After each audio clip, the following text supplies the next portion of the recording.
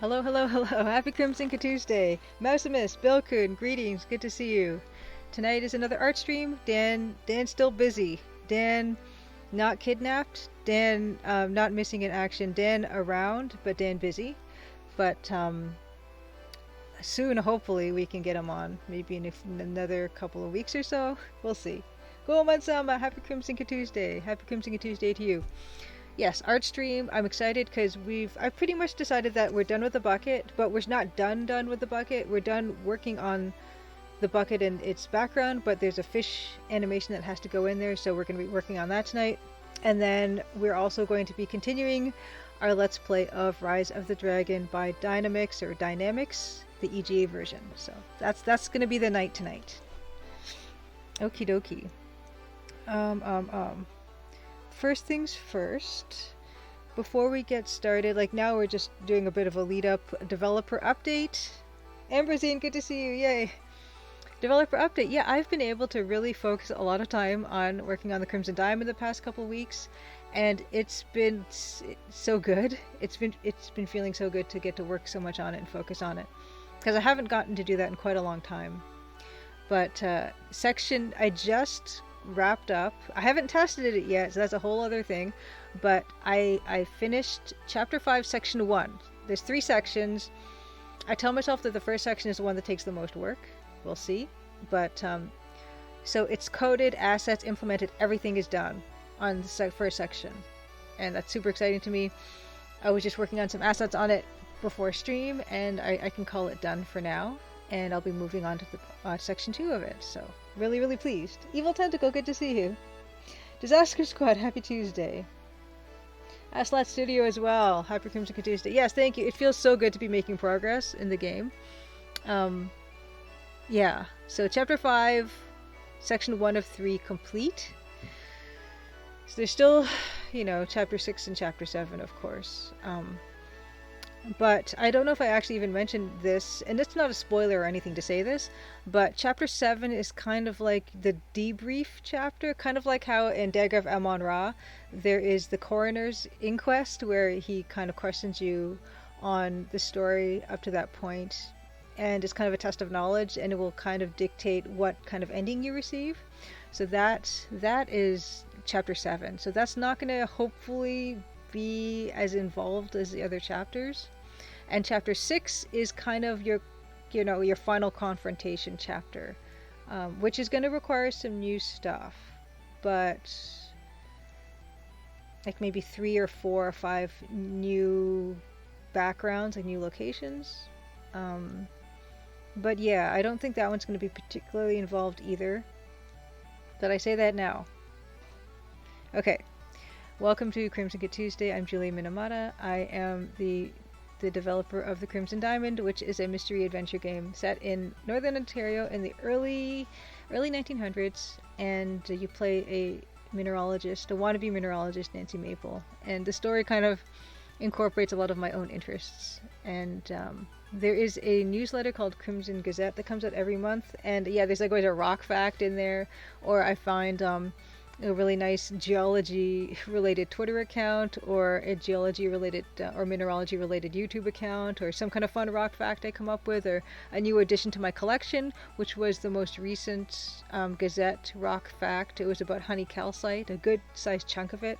I don't have it around right now, but if you go to crimsondiamond.com and check out the dev blog, you can see the photo of that and a little bit of detail about that piece, which is kind of nice.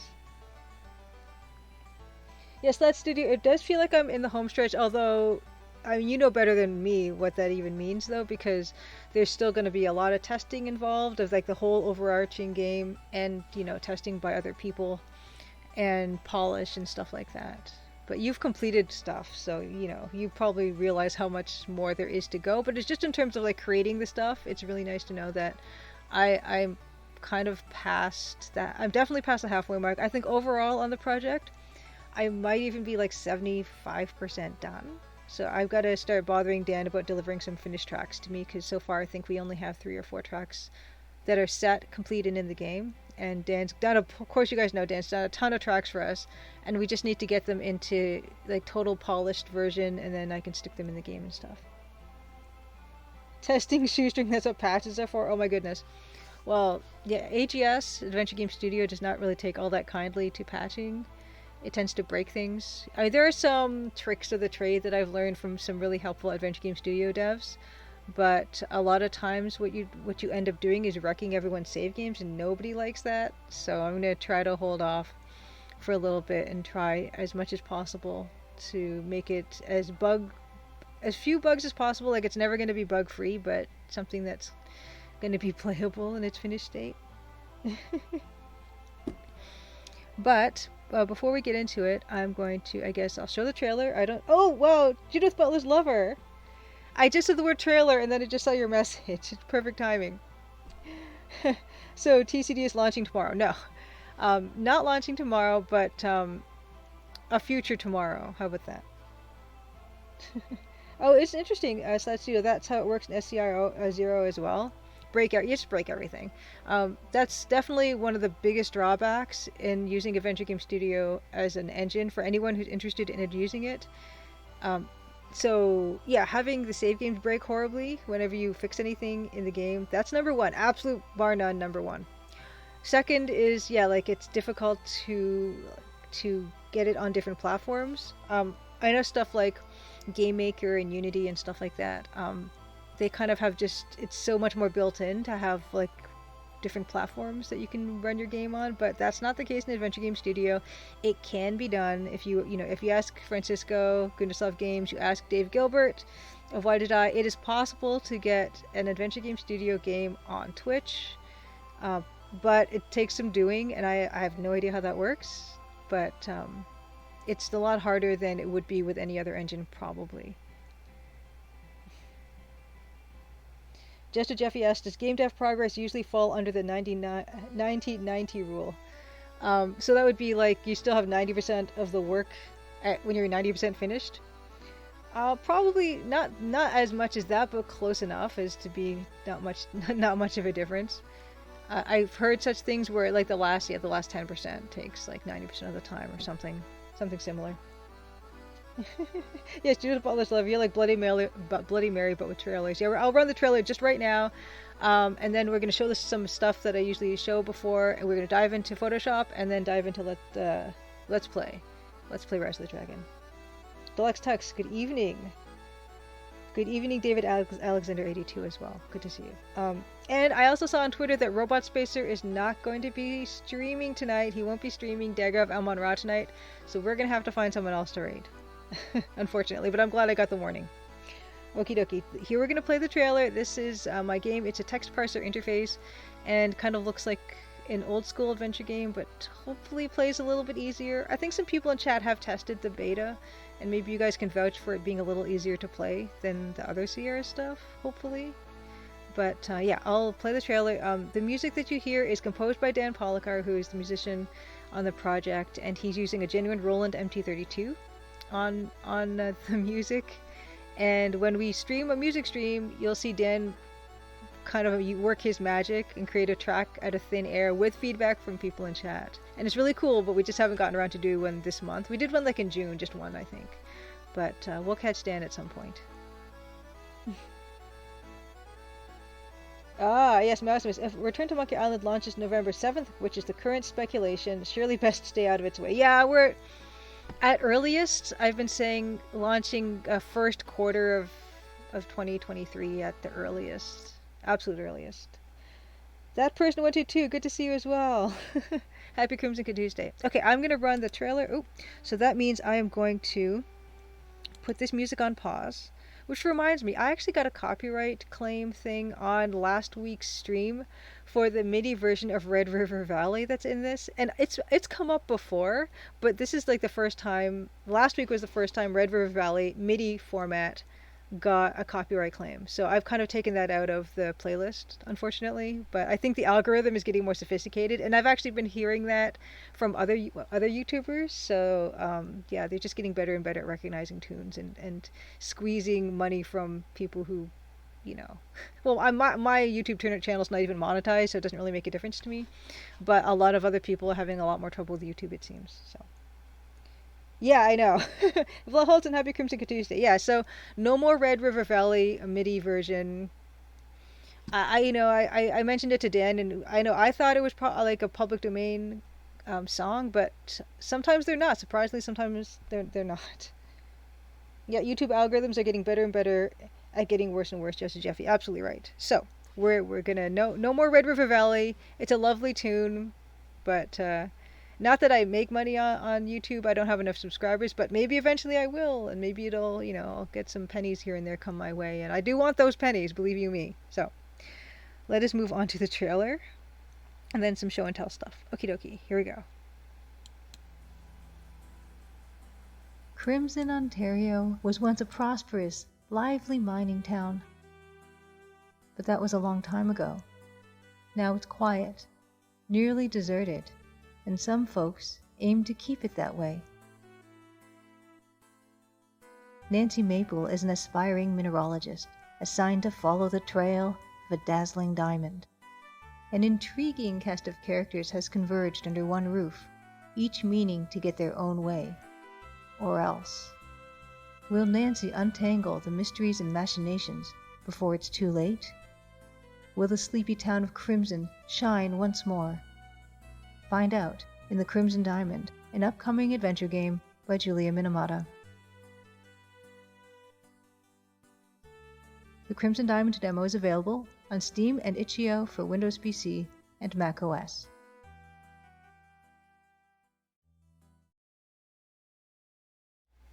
Okie dokie. So that's that. JBL, you made it for the trailer. I'm really super happy. Okay, now on to some show and tell stuff. Okie dokie. So this is, yeah, as I mentioned, this is Strange Dungeon. This is my friend Elia's game that I did some work with him on. So this muffin crab thing I've worked on, and you can see it's really starting to take shape in terms of what the game looks like. It's a turn-based tactical roguelike about cave exploration and using diplomacy to make friends with creatures and learn stuff from creatures as you delve deeper and deeper into the earth. And so that's what I was working on for May and June, the months of May and June full time. And so that's why I was kind of not really developing for Crimson Diamond. But the great thing about it was that when I came back to it, I was super, super, super keen to get back to my own stuff. So there's that. So yes, the Steam page is live now if you just look up Strange Dungeon on Steam. Or I can give you the link in Nightbot. There's the link in chat for that. Yeah, oh, David Alexander, you've got the emoji, sweet. Yeah, so that's that. So that's in development still, and I think Ilya's done a really good job. I think it looks really great. Ilya and I went to the same illustration program in college. I think he went on and did some computer animation, and he's done some contract work on animated shows and things like that. So he's definitely got a certain very specific aesthetic that I think really works for him. So he's got a really good touch. So those are, and actually the bottom left one, those are some of the assets I created for him, these mushroom bits, and he's just done a really good job of kind of sticking them together in all kinds of unusual ways to build environments. So that's that, Strange Dungeon. Next thing to show real quick is, oh wow, you can see the Witch Stranding has launched. It launched I think July 7th, and so that's totally available. Published by Modern Wolf. And it's so funny because I think was it last week after at the end of stream, Mousem has found someone to raid, and it was someone who was playing Witch Stranding. So I watched someone finish Witch Strandings. There were two kinds of endings that the streamer found, and it was amazing and fascinating and a little bit unsettling to watch the streamer be so very thorough. And I told Zalavir about it in Discord. I'm like, this streamer is just totally going through everything super methodically and thoroughly, and it's a little bit horrifying, but in a good way, because they really seem to enjoy the game. Yes, Mousemus, you remember. Extremely thorough. So that was awesome. Maybe we'll find someone else playing Witch Strandings tonight, because as I mentioned, yeah, I noticed the Robot Spacer tweeting that he's not going to be streaming Dagger on Monra, so we're going to have to find someone streaming something. Maybe we'll find someone streaming Space Warlord Organ Trading Simulator, which actually reminds me, there was an Among Us tie-in, a promotional, like not promotional, but like a collaborative tie-in. Zalavir created a new storyline with Among Us, and I got to make a little Among Us bean bone inventory item, like a little tiny pixelated bean bone. That was fun. So that's now new content available in the game, and I'm not sure how to get. You could probably just it's DLC, I guess. I don't know how it works, but if you have Space Warlord Organ Trading Simulator, check that out. And if you don't, then there've been a lot of different tie-ins. There was an inscription tie-in that's already in the game, that's live in the game now. There's a Bugsnax tie-in that's also been included in the game as DLC now, and now there is an Among Us tie-in. So check it out. Let's see. Actually, let me see if I can. Is Space Warlord SW? I should know all these. Is that even a thing? Maybe that's not a thing. Maybe it's Zalvir. No, I don't know my own links, you guys. Anyway, if you Google Space Warlord Organ Trading Simulator, you'll find it on Steam and or on Switch. Like there's a Switch version now. Oh, good. Mousemas, Taco finishing Enclosure 3D. Okay, so that's good. So if Taco Adventure is playing Enclosure 3D by the time we're ready to raid, we'll definitely raid him. Space trading, yes. Yeah. Judith Butler's Lover. So you think people are going to find the secret ending of TCD where Nancy sings Diamonds and Rust by Joan Baez? Yeah, maybe they'll be like, she'll do Diamonds Are Forever or Diamonds Are a Girl's Best Friend. She'll do like a medley or something. I'd love that. I don't think I can afford any of that music. Cosmic Boy 3, hello, good to see you. Cosmic Boy 3, developer of Blood Nova, which successfully kickstarted. So please definitely check out Cosmic Boy 3. Cosmic Boy 3 also has done, and speaking of Enclosure, which is a text parser EGA game, Cosmic Boy 3 has also developed a EGA text parser game, Tachyon Dreams. I kind of always confuse Tachyon and Telwinium because they both have Y's and they're long names and they start with a T, but Tachyon Dreams. Good to see you. Okay, so there's that. Next one to show is Lock On magazine. So Lock On Volume 4 is coming out in the fall, and I did this piece for that issue.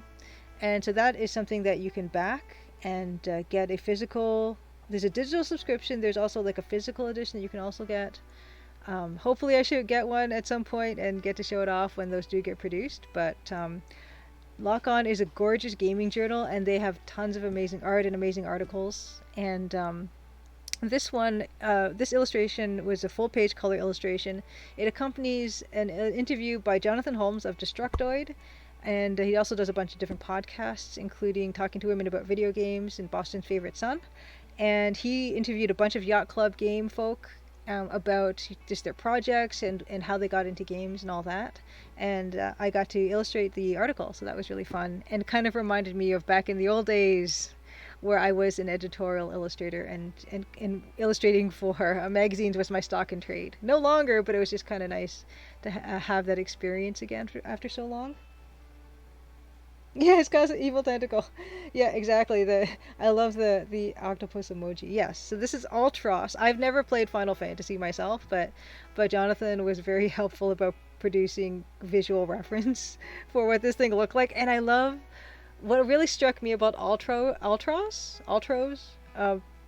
was this expression that he has on his face. It's kind of like this weird happiness that I really hope I conveyed in my rendering of him.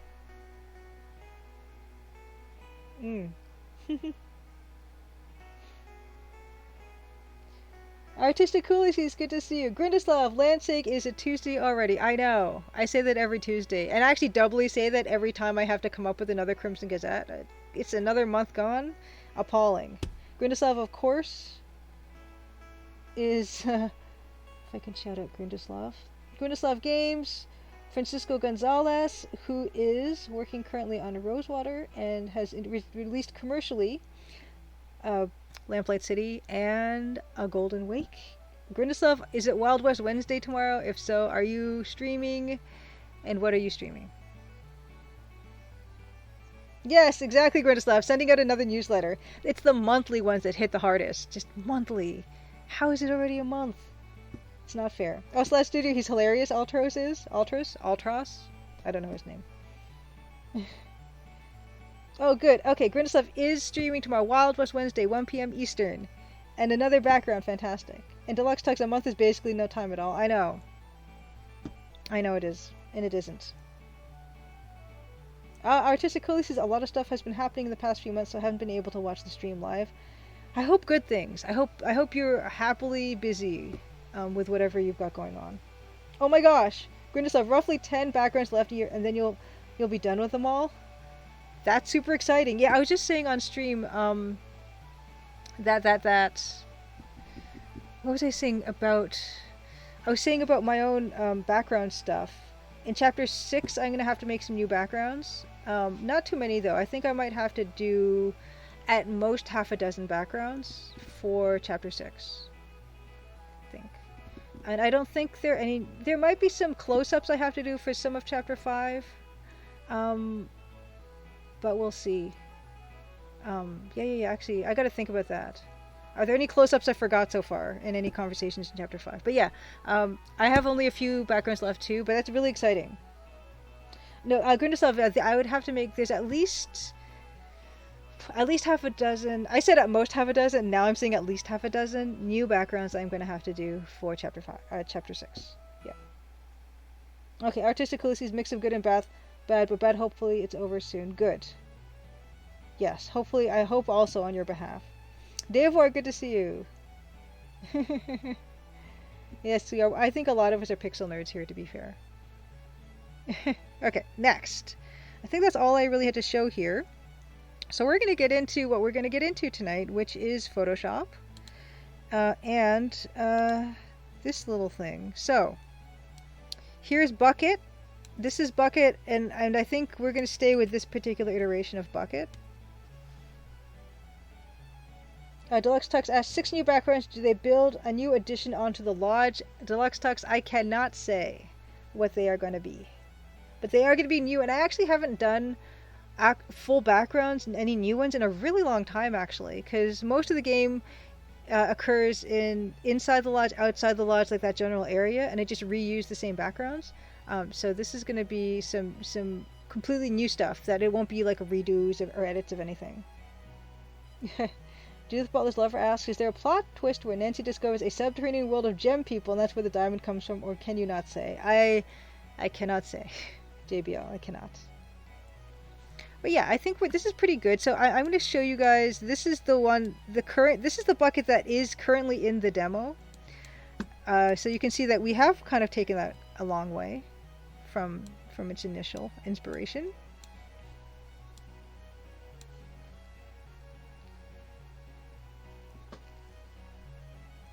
Yes, I can show Maximus. Hopefully, I can show the transition of the previous scene of the fisherman scene. Maximus, I will. Yes, Nancy and the Mole People go into stuff. Yeah, and actually, Strange Dungeon, the other game I worked on, which is that subterranean tactical roguelike, that's what the Crimson Diamond segues into, is like she starts just digging into the earth in a drilling machine with a crew.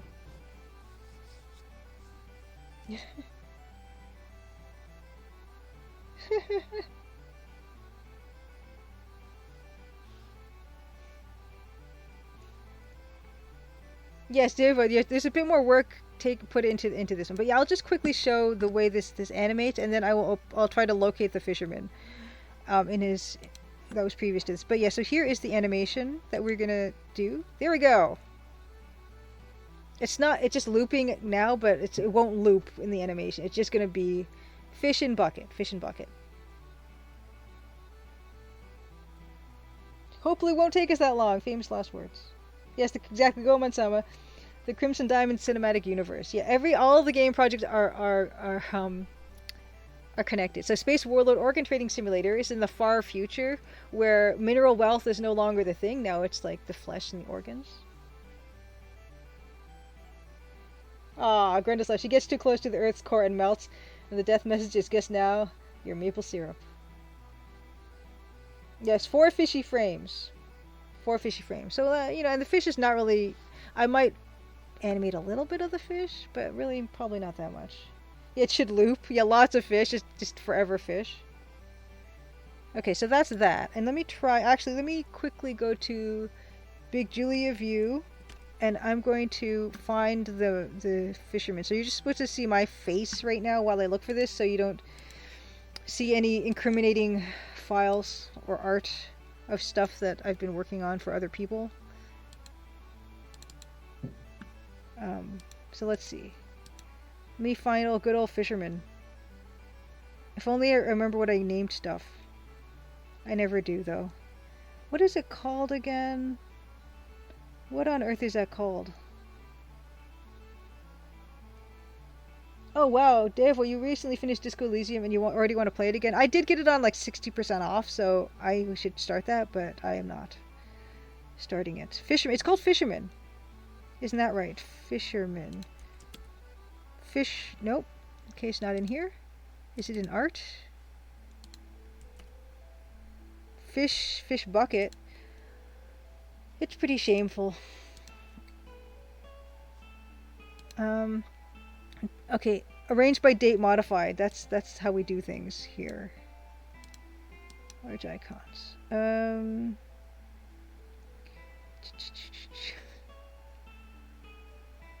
Oh boy. Why do I do this to myself? Why do I do this to myself? It's here. It's here. Come on. Fish bucket unpacking.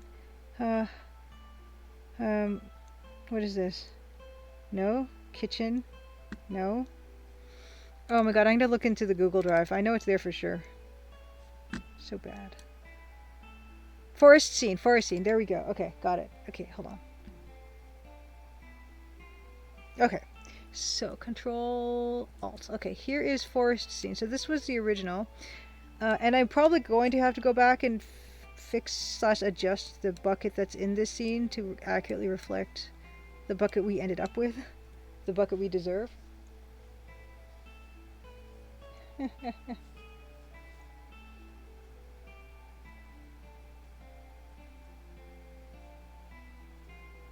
Ah, exactly. JBL, you might be onto something. Kimi is a were-cormorant. That's why she's so desperate to find them. She wishes to return to her people. I like that twist.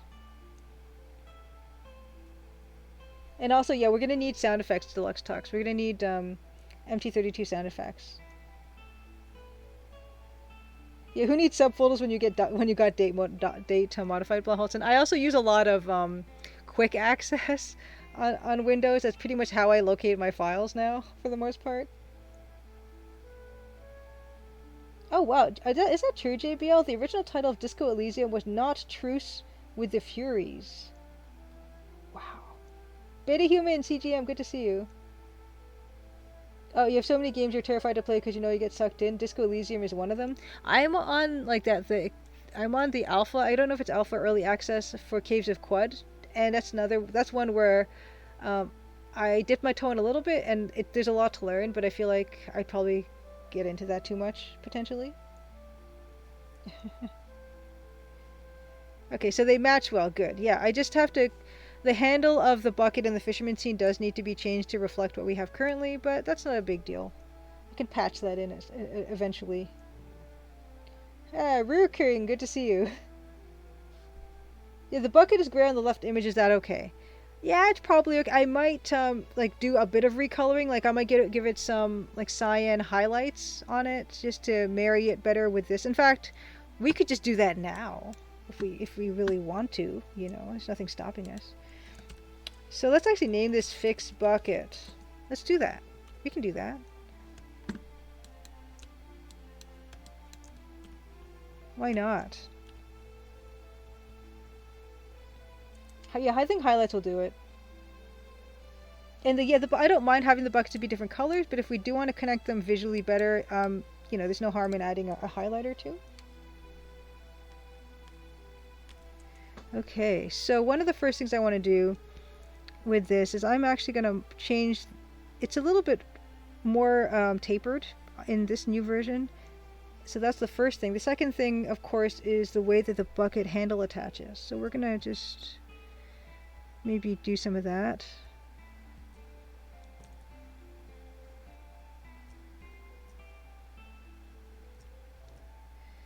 And then maybe hit it with some highlights or something just to make sure that it's going to work together nicely. Copy and scale and fix up. Oh, most of us at this amazingly different resolution. It would look like a scramble, I think. I don't think it would give us anything useful at this to do it that way. But I'm just going to completely get rid of this because it's not really serving us well. But yeah, I mean, I will eventually implement this new bucket into what I have, but well, just to separate them visually right now, I will use the light cyan on the handle. Yeah, Dave Warren, Mark Ferrari constantly cheated, so you know it's okay. Rekimaru777, you made it. Good evening. Yes, I saw your tweet just not too long ago about how you were motivated and encouraged to return back to your 3/4 view, your isometric AGS game, which I've said before, you just don't get many adventure games that are isometric, and I love it. I think it's so great that you had that working on. And I do hope you eventually return to it and develop it further, because it looks great. It looks really great. It's so appealing looking, you know? I mean, you look at something like Unpacking, where they've got that beautiful isometric look, and it's so clean looking that it's just, I don't know, it's super, super, super appealing. And also, yes, Mouse, yes, I was going to mention it also needs a shadow. And yes, and also Deluxe is exactly I'm gonna change the inside of the bucket, probably to be the dark cyan, come to think of it. Oh, Blaholt, oh, so Disco Elysium, you built a character, you got through the whole thing in a few days. I need to go into Disco Elysium. I've heard great things from so many people. Even Elia, the guy I did the Strange Dungeon with, the work on, he loves it. He thinks it's incredible. So yeah, a lot of good words on it. And Deluxe actually played Welcome to Elk. Wow, 2 hours. Oh, sounds amazing. Wow, okay, so Blaholtz total playtime 60 hours of Disco Elysium. It's like one full playthrough plus like 10 readers of day one. It would take me 10 hours to get through character creation, probably. And probably 5 of those hours would be picking a name. Wrecking Mario, you forgot how AGS works? You're kind of rusty and need practice. That's, you know, it'll come back. It'll come back to you. And I would sing a bit of Celine Dion's famous "All Coming Back to You" song, but I'll just get a copyright claim, even though I can not sing it. It's just too good now.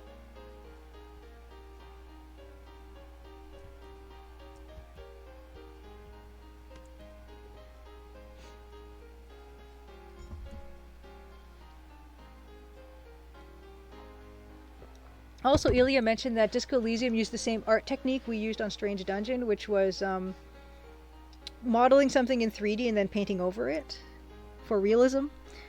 So I need to see it at least for that. And he linked me a video of that process and how they did it, and I never watched it. I need to watch these things.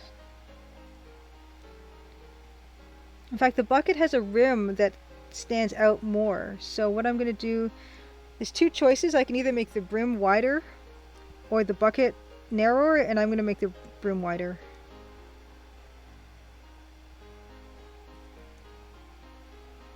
Oh, you only get to pick stats. Okay. Okay, you know what stats you like. Dave, we're 10 minutes making a character, immediately dying, trying to retrieve my necktie from a ceiling fan. 1 minute of character creation followed by 40 hours of reading. Yes, Blaholton, yes, I heard very good things about that art style, so I definitely, I need to at least check out, if nothing else, the video. Oh, no, don't do that. I don't want to liquefy. I at least need to figure out, watch the video of the art production, if nothing else, even if I don't get around to playing the game. But I do want to eventually play the game. After adventure games, my second favorite genre is role-playing games. And I know it's kind of like a blend of those, of adventure game and role-playing game, kinda? Is what I hear? And there's going to be a shadow under the rim now because the rim actually protrudes more.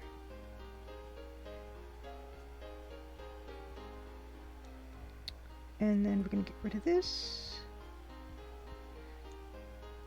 That's not looking that great. Too dark. It's too dark for how far back it is. That might actually end up being blue. No. I'm going to have to think about what to use there. Oh my goodness. Cosmic Void, thank you so much for the bits. Fantastic. Thank you, thank you, thank you.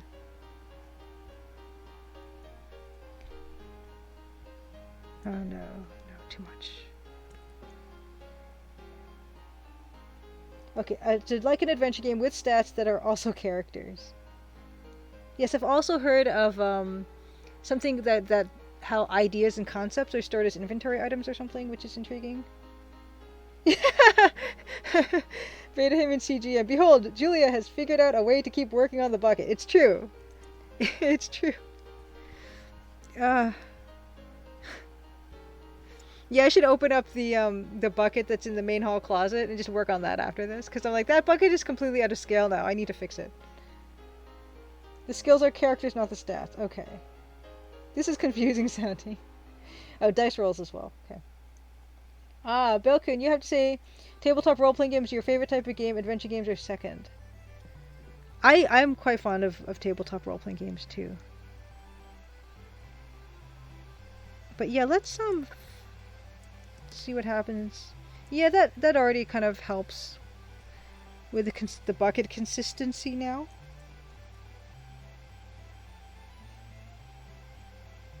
A bucket is never truly finished, you just reach an agreement. Oh no, Davor, your wifey took a cold beer from the fridge without putting one back in. You just put it in the freezer and hope you don't forget about it, I guess. Is this bucket? Yes, the bucket is Julie's night watch. Yeah, my watch is not ended.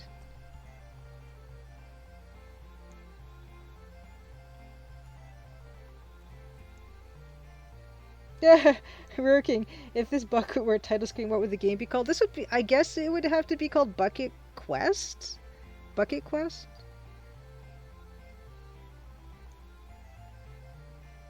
Let's also put some little bits of indication of grass, maybe? The cyan bucket. Oh, put it in a freezer, set the timer. Okay, how long do you put it in the freezer for, Dave? How long is the timer? Oh, Jeffy has another beer tip. Wrap a beer in a cloth or paper towel, get it wet, then put it in the freezer for 10 minutes. That's a good one, Jeffy. That's pretty smart.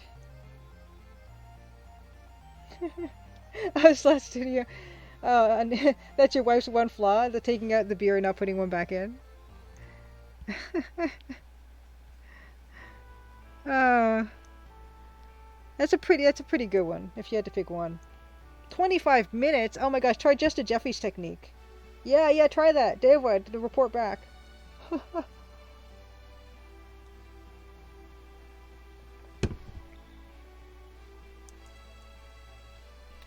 And let's see, I do need to put...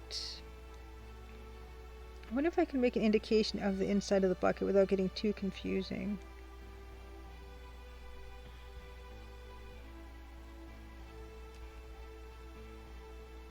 It's not bad. Beer back getting a wet cloth, I guess. A nice chilled... who doesn't enjoy a chilled beverage, If not necessarily beer, just, anything really. But yeah, so let's see here. Yeah, it already looks more accurate to what we already have. But I will be putting in... I might knock some dithering into it after all.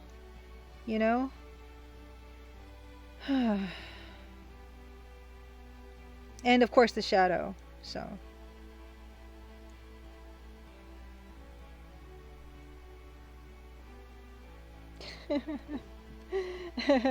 JBL says, I did not expect to read the most romantic line this year on this stream. The bucket's power has no limit. The line, of course, was having one's wife having the only flaw being not putting a beer back in the fridge. Oh, Blahausen. No joke, every time I look at the bucket close up, I'm blown away. I thank you. I really appreciate that. Yeah, and I do. Yeah, vote of touch of dither. Yeah, Mouse Miss. I do believe a touch of dither is in order. I was just trying to decide what color and where. Because first I just need to duplicate the ridges that are on the bucket, the close-up bucket. So I think that's kind of what I want to do first. I might just do them like reverse of what's there.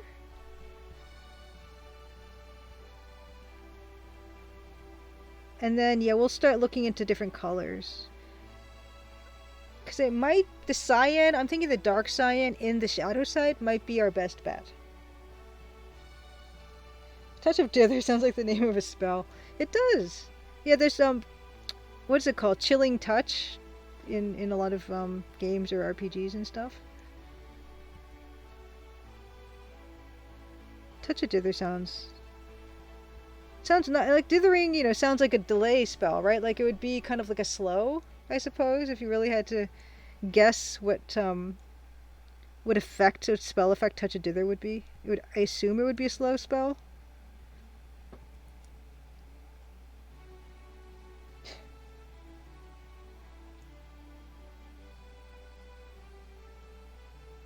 Deavoy, wifey's biggest flaw is perhaps her strength gone too far, overcommitting to helping.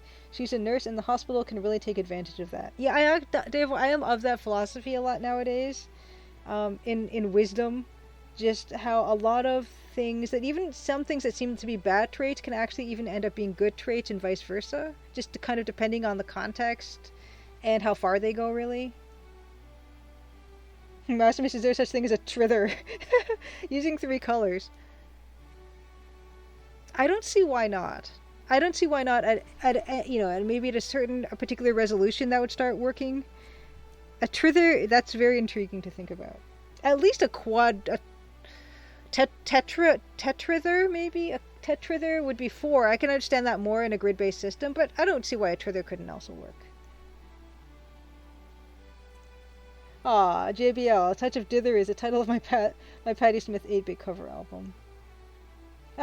Simon K 1176. Good to see you. Says, glad you're streaming tonight. I'm sick and need a chill stream. Oh, I'm glad. No, I hope you feel better soon. And I'm glad you're here with us, because, yeah, we try to be pretty relaxed over here. Foggage Green Dilly Dally. Yeah, the Touch of Dither would be a dilly dally spell. Cloth is okay. Wrapping in soaked paper towel works best. That is the chill spell that Just a Jeffy has for his beer. Hem and Haw spell, exactly. Fritter. Yeah, Belkun, the bucket will look so impressive at the end that when Time magazine picks its cover shot on the issue featuring the Crimson Diamond, they will choose the bucket. Day of War. Chill Touch, the classic not a touch, not a chill spell. Yeah, 3, I think, 3 would probably be hard to distribute evenly without a pattern, but I mean, maybe you could have like a triangle-y type of thing happen, So there would be a pattern, but I think I'd be intrigued by it. But yeah, a tetrither might be more versatile. Yeah, triangle grid. Yeah. Beta Human CGM says, if you could only have one type of beer for the rest of your life, what it would be? I'll go first. Erdinger. I don't really drink beer, so I couldn't really weigh in on that.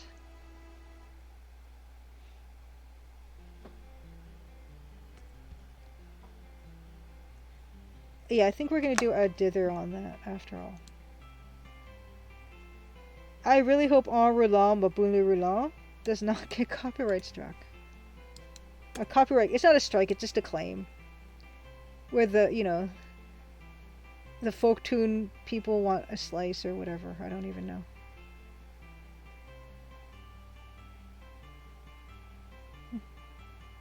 Simon K 1176 skedaddle spell for speed.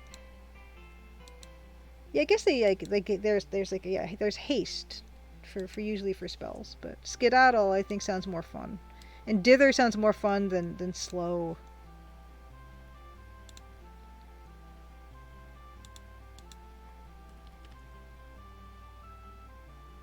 Okay, so let us make ourselves a dark cyan grid and then dither it into that little section there. That's what we're going to do. Okay. And we're just going to put it in that little area there. Nice and easy.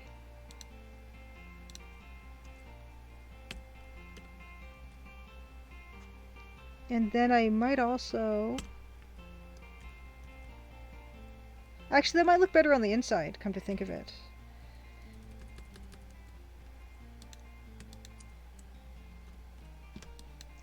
And the outside maybe we'll think of something else. Hey. Why isn't that working? Oh wait, that is cyan. Right. Okay, well I'll change the dither to dark gray.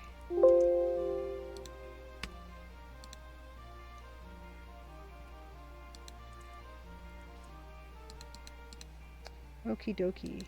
Ah, come on. This one, there, that. And I still do want to try a dither on the outside, but maybe the light cyan dither on the light gray. Maybe that we'll try that. And then maybe get rid of the inside dither. Duplicate. So this one is going to be the bright cyan. Okay. And then do so. Grab one, do this. Okay, and just see about that in this area here. This might not work at all. I might hate this. Oops.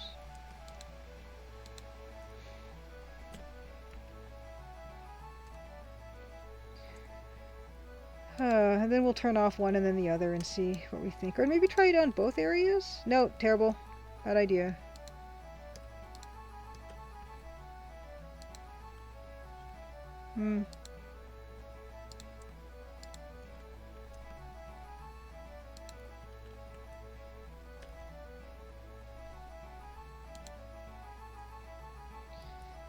Good morning, Fractal Mind Mike. Good to see you. Ah, just a Jeffy, you like Samuel Adams. Almost unpatriotic of you to admit publicly that I, a Canadian, really like an American beer. Edenwaith, good to see you. Hello and goodbye, Edenwaith. Fantastic. Edenwaith is responsible for the Mac version of the demo. So thank you, Edenwaith, so much, and good to see you. Oh wow, and Bilkin says, in the Colonel's Bequest, the theme in Fifi's Room, Bolero by Maurice Ravel, was not yet in the public domain, although it is now. Good to know. Oh, Reiki Maru 777. I think I'm going to do an Easter egg bucket in my game just to celebrate this bucket. It's legendary. Oh, that'd be so fantastic. Yeah, it's a tad bright. It's a tad bright, but I'm wondering if the problem is the it might be a tad. Yeah, it's probably a tad bright, to come to think of it. But I do want to break up the shadow in this area, and I'm not sure how I want to do that yet. Yeah, it's too bright. I agree. Yes, good to see you, Fractal Mind Mike. Yeah, I think EGA Tetrither would work. It would be hard to work at a low resolution. And I think, yeah, I mean, it would work better with colors that are close to each other in value, like the dark cyan and the dark green. Oh, Deluxe Talk says the US makes much better beer than they did 40 years ago. I have over 125 small breweries in my state alone. Woo! Yes, and we do need a bucket emote. That's something I do want to get to, where it's just the bucket. With, I don't know, it might have to have some of the flowers as well at the bottom of bucket, or it could just be this whole image. Because, yeah, I'm actually surprised by the how high definition the Twitch emotes are. So we'll have to look into that. But yeah, actually, I'm kind of not sure where I want to go with the dither right now, but it actually might help if I start looking at it from the perspective of adding the shadow, and that might help us to figure out what the next step needs to be. So the shadow, this blue might be too bright for this, but anyway, we'll try. We will try. It might be a matter of dithering it back. Aw, JBL says, it's the flowers reflected in the bucket for me, so beautiful. Maybe just a small amount of light gray into the dark gray. Yeah, you just break it up a little bit, right? Yeah, I can totally see that. Yeah, let's give that a shot, because that just might help, because it's a little bit harsh, isn't it? It's just a little bit harsh. And I think that's already helping. So yes, good point.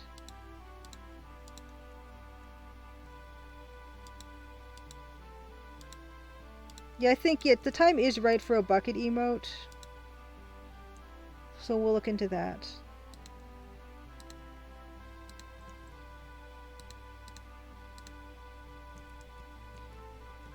Too much? Did I do too much?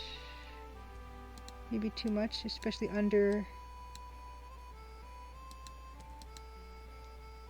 It's kind of getting there.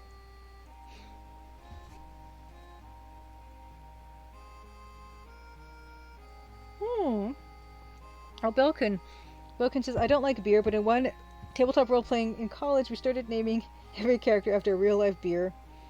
The first character to be named this was Labatt Blue. Labatt Blue is actually a really cool name for a character, I think.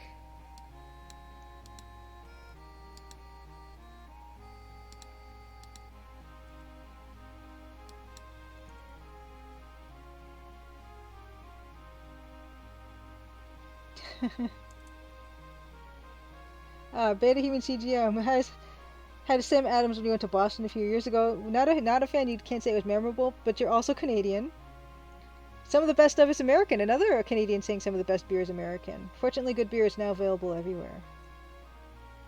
And we do have a lot of craft beer breweries in Ontario. Of course, yeah, I don't really have a taste for it myself.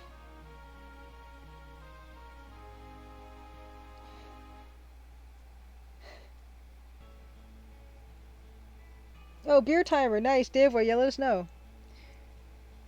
Yeah, let's put that shadow in.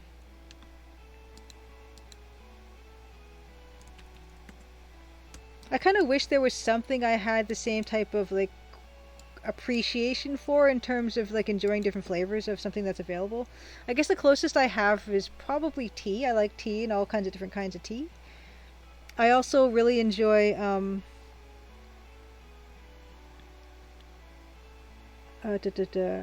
coffee. Coffee's nice. Like, I'm not crazy, like, I don't drink coffee every day or anything, but I like a really good drip coffee at a place that really takes pride in their coffee, and then I'll drink it kind of black if it's really, really, really good.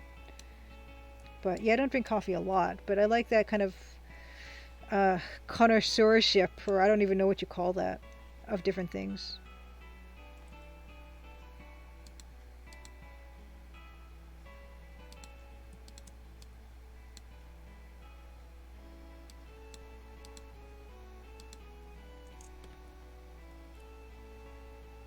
Oh, Jester Jeff, you know, you're a huge fan of hoppy beers, and that's the trend. Ooh, Victory Brewing Deluxe Tux in your area.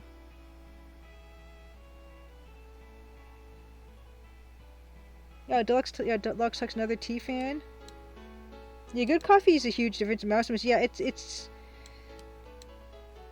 it doesn't have like that weird kind of, not weird like bitterness or crazy acidity. It can just taste really deep and lovely. So I have had nice experiences with really good coffee. But I haven't got into the pour over thing or anything like that.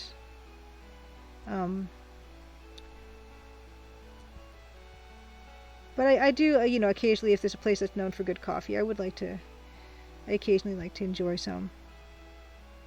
But yeah, I don't drink it every day, and I don't drink it first thing in the morning because I do find it kind of strong for me. And, like, it is very acidic after all, so.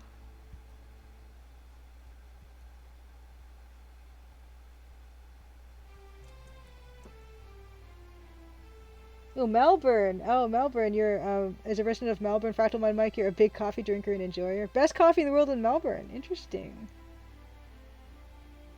Oh, Day of War, back into the freezer it goes.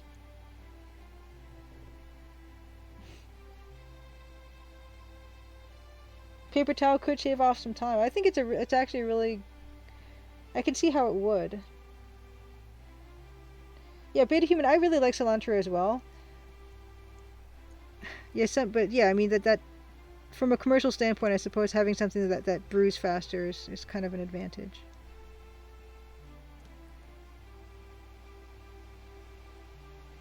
Yes, exactly. A tier BT22. Good to see you again. Yeah, good coffee. I drink black as well. Yeah, bad coffee. Yeah, cream and sweeteners. Yeah, I'll try to just get away with the milk. But sometimes, yeah, sometimes with coffee you need just a little bit of sugar. Sometimes as a Canadian, I'll put maple syrup in coffee if I'm at home.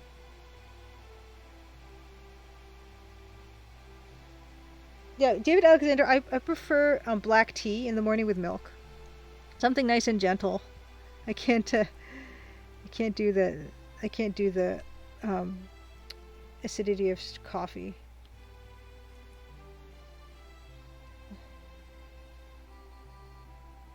Fractal Mind Mike, that's a good point. Fractal Mind Mike says, Julia, if you're not a fan of the acidity of coffee, you should see if you can find someone doing a cold brew. I actually make cold brew at home. We have a coffee grinder, so I do coarse ground, and then I just put in like just room temperature water. I let it sit for like 10 to 12 hours, and then I strain it out. And that's actually really nice. I do enjoy coffee that way, and I make it in the summertime when it's hot. So yes, very good point. Very good point. I really enjoy that. Yeah, Jim Matt, good to see you. It says, I don't drink coffee too much, but Balzac's in Toronto is my favorite. Balzac's is really good coffee. They do. It's better than Starbucks. I think people have said of Starbucks over the years that it used to be good and then it's not as good as it once was or something. But I wasn't really much into coffee at that time, and I don't really get Starbucks very often. But sometimes their stuff is really nice, like their concoctions that they come up with, especially in the summer. They've got something right now that is quite nice I had the other day. I don't even remember what was in it, but it was like kind of oaty or something. Oh. Ha, Mousemus, from all the vices, coffee is the healthiest, so I allow myself in. Yeah, there's some good research on the benefits of caffeine, just not too much, of course. Oh my gosh, 95% chocolate, 95% cocoa chocolate deluxe dice. Yee! And you like hoppy beer. Oh my goodness. Yeah, Blaholtzen, you could try cold brew coffee. Is really nice. And there's actually some cold brew coffee you can buy like in cans, and even Starbucks has a cold brew coffee, and it's really refreshing. Or iced latte, Grundislav, exactly.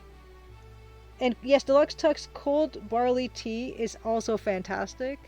I guess, is it the Japanese stuff like mugicha, which comes in these giant tea bags, and you just put them in pitchers and put them in the fridge, and they're amazing.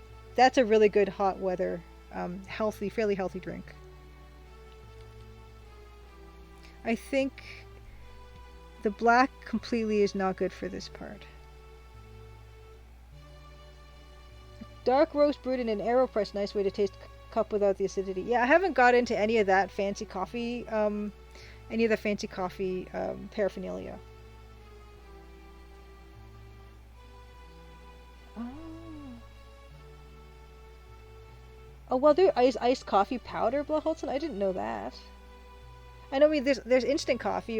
Can you brew that cold? I suppose you can. Oh no, Fractal Mind Mike, you tried Starbucks once, took one sip and put it in the bin. I would never just get a plain Starbucks coffee. I would get their fancy stuff though.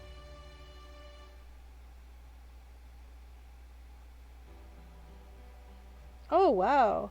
So Dave, while you're working remote from Maine, the lobster prices are way above Canada right now because Posey tourism is finally ramping up again. Oh man, I like a lobster.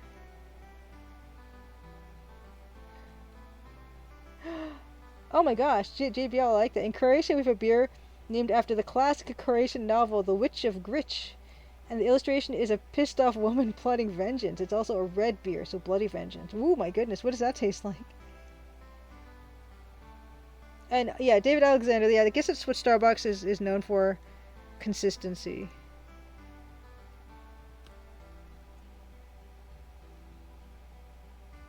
Yes, A2BT 21, another fellow Canadian. Yeah, McDonald's does have good coffee. I like their iced coffee actually. And it's, what is it, like $1 is some, I forget they have an ad, and I forget how it goes. It's like $1 a drink, or $2 or something. So you can't really beat the price, and it is pretty good coffee. I mean, if that's my go-to fast food coffee, for sure. I quite like this song actually on the MIDI mix.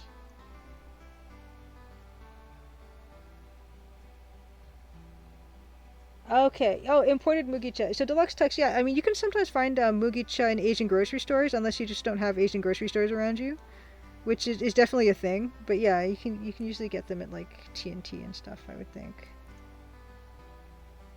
Yeah, yes, exactly. They have Starbucks fancy stuff, aka sugar. Yes, fine. They have sugar, but they also put like they can put like unusual milks in there.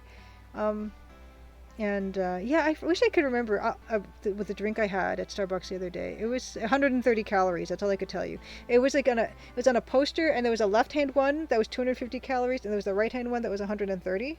So I went with a 130 calorie one, and it was really good. I don't know how much sugar there was in it, but it can't have been much considering like 130 calories is not too high. But I mean, most of it's probably sugar.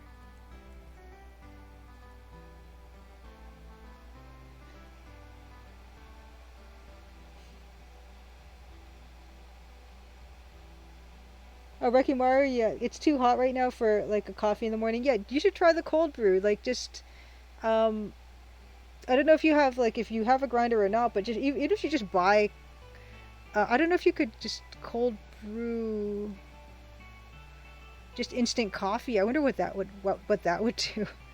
But I only really do cold brew because yeah, it's super easy to make and it just stays in the fridge and you could have it first thing in the morning if you did wish it. Yeah, deluxe tux. Yeah, I don't. I if I'm gonna drink coffee, I don't drink it any later than around 3 or 3:30 in the afternoon, which is probably even still too late for a lot of people. But I go to sleep really late, so it's okay for me.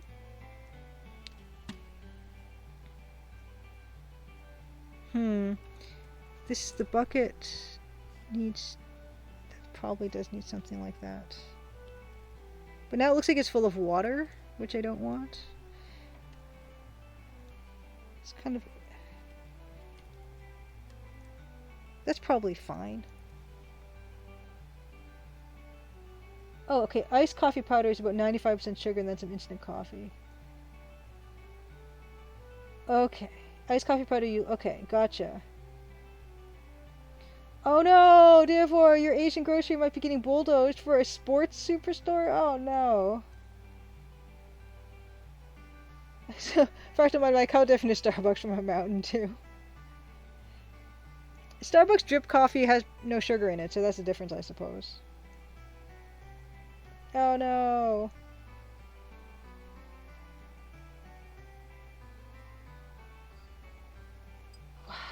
Oh, Deluxe Tux, I'm so sorry you are having trouble getting your access to Mugicha. I feel like I should have made Mugicha. We had a heat wave over the past week or so in Toronto, and I could have really used some Mugicha.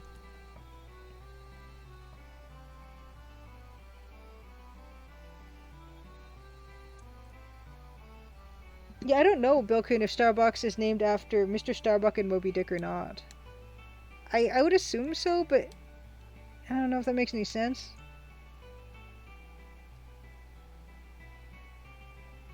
Okay, Blowholzen. Okay, so you do make instant coffee with cold water. Does it cut the acidity when you make instant coffee with cold water?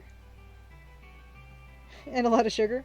But I mean, of course with the sugar, but yeah, okay, yeah, Fractal Mud Mike. Yeah, I figured as much. Yeah, I figured the acidity would still be present. Yeah, Wrecking Mario 777. If you have a grinder, just do a coarse grind. Just put like I would say a cup or a cup and a half of coarse ground coffee beans just into like a jug of water basically, and then you can leave it just out in room temperature for like 12 hours, 10 to 12 hours, and then just strain it out. So either pour it through a mesh strainer to like get all the coarse stuff out, and then kind of if you just let it settle for a little while, you can pour it off again, and then that tends to be enough to give you sediment free coffee. And then you stick it in the fridge, and then you dilute. It's going to be really strong. So they recommend 1 part coffee to 2 parts water or milk or something like that. So that's actually a nice way to do it. So that'll last you a while if you use like um, like a cup and a half to a cup of coarse ground coffee beans. That'll last you. I don't know. I mean, I don't know how often, how much coffee you drink, but that's like, yeah, 1 part to 2 parts water. That'll stretch you for at least a few days.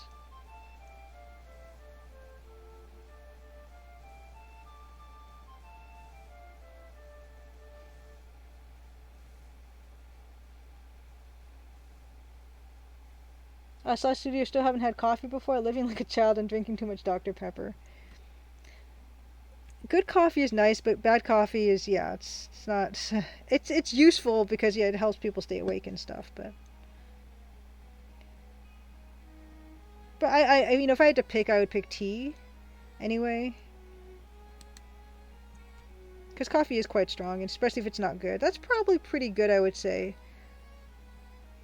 for the bucket now. The updated bucket. I'm feeling pretty good about that. So we're gonna. Oh, that's already on the Google Drive. Let's also save a duplicate in the art file folder. Oh no, sorry, A2BT21. I'm making people crave coffee.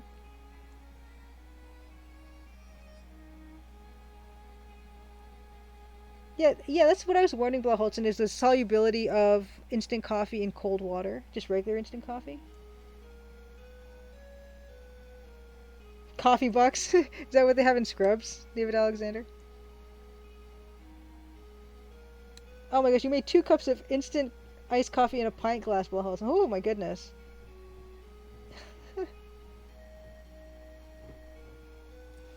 Flavored coffee can be nice, David Alexander. I agree. It usually comes with a lot of sugar, and that's the problem for me. But yeah, I think a hazelnut is nice flavoring. Yeah, that's probably pretty good for bucket. Let's see what we have. Yeah, definitely more representative of the bucket as it should be. Although I feel like maybe this just a little bit of nope. Something about this is not working. Okay.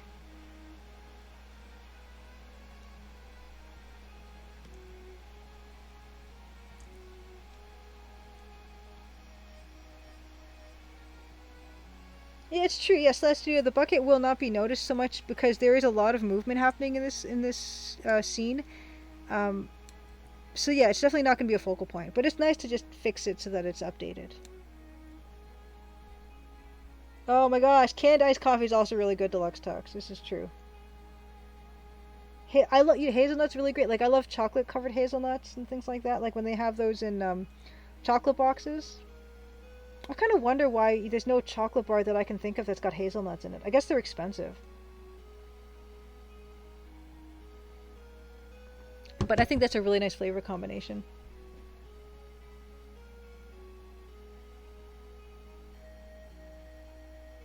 Oh my god. Oh, A2BT21. Last Easter you found a Cadbury Cream Egg coffee creamer which just tasted like sugar. Oh my gosh. Cadbury Cream Egg is probably the last kind of chocolate I would ever eat. Just because it makes my teeth hurt. And caramel does the same thing, but Cadbury Cream Egg makes it even worse. Okay, so good. We have this all done. We're going to stick this over here. Now we're going to look at this fish thing that we're going to be working on today. So yeah, let's just review the animation.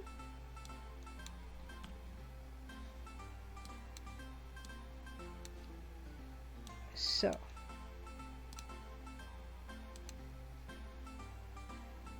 Will there be flowers? No, I don't think so, Blaholtzen. It just would be too much noise probably for this. Yeah, I'm not going to add the flowers because they would look weird at this. Hopefully people won't question it. Although, okay, well, you say that I say that now, but I'm wondering if just the dark pink is not going to be as high contrast on the green. Hold on. Hold that thought.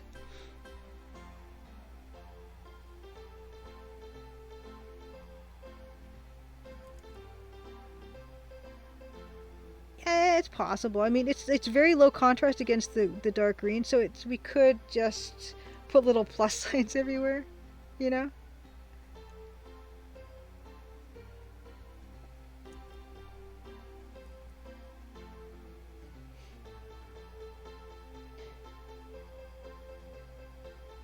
And mixing magenta and gray dots. Yeah, the magenta and the... Okay, gray even too, I guess. Yeah, distinct and less distinct flowers. Yeah, we could do that. In fact, that's a really nice color combination. And if I just kind of keep in mind that... That does knock them back effectively, doesn't it?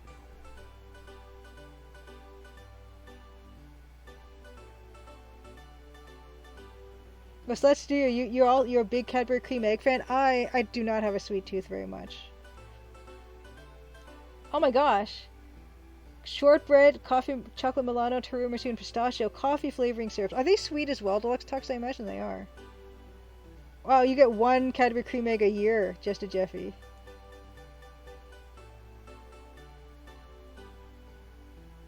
Figured gray since green and magenta are opposite. Transparent magenta over green would look gray. I actually quite like, yeah, that idea of there's a touch of the purple, but the gray is gonna kind of temper that a little bit. That's kind of nice. Actually quite, although maybe a little bit like two-thirds purple on some of those. Yeah, that's pretty unobtrusive. Okay, half a teaspoon, plenty for a full cup of coffee. I guess those are those syrups you see like on TV shows when they have like a coffee bar or something. Well, let's put that on its own layer and just have that as an exploration. So let's see here. Yeah, just having a couple little flowers. They're pretty easy to miss, so I don't mind having just that idea.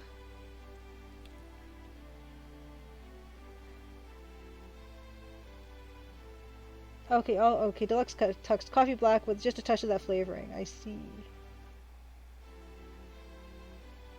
And Dave, where you must get the Cadbury cream eggs. I actually don't mind the ones with the candy shell.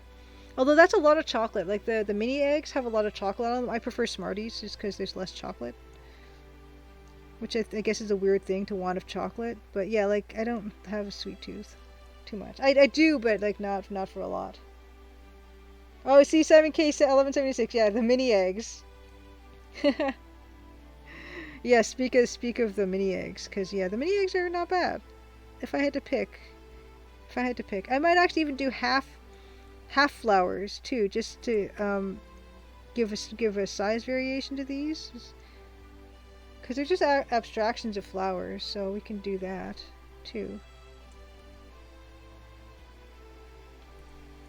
Break up the shapes a little bit so they're not too patterny.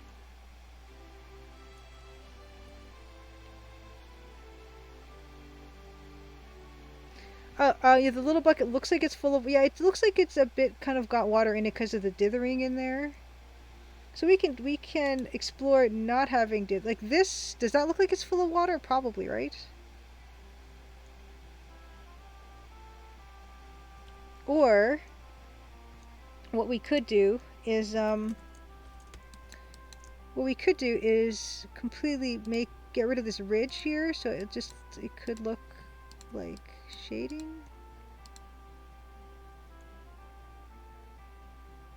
Yes, the Kinder Surprise eggs were some kind of choking hazard issue. Yeah. Yes, MK 1176. Yeah, that thing I find. That's why I don't put milk in good coffee, because it does kill the flavor.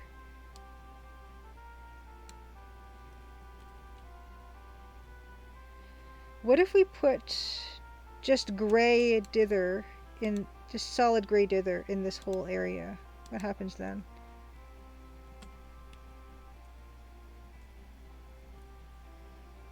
And maybe with just a touch of that gray again that I just took away on the rim.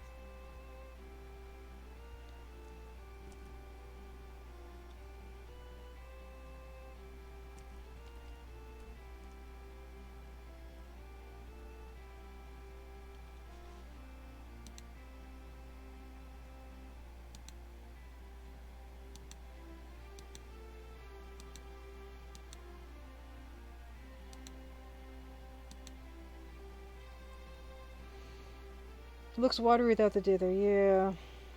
It's catch bucket salmon 1176.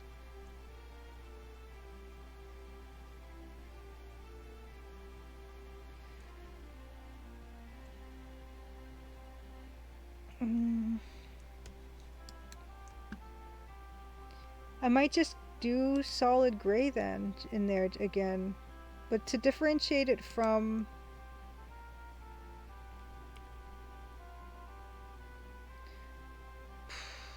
I don't know if I feel like the dithering is making that look like it's full of water or not, or maybe that's just wishful thinking on my part. Vertical line. So yeah, vertical line would be like the seam line, right? Yeah, that helps actually. That does quite a bit. Isn't that funny? Maximus, good call.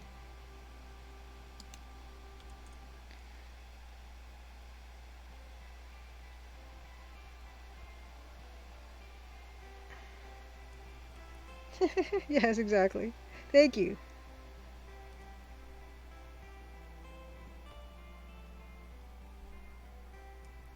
Yeah, and I guess as we go off in the distance, the flowers will become just little specks.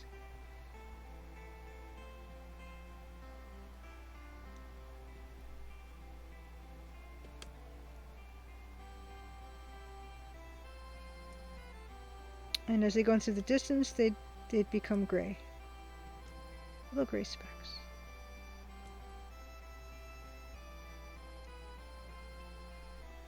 Actually, I should probably just get rid of that shape that's in there because that's just confusing.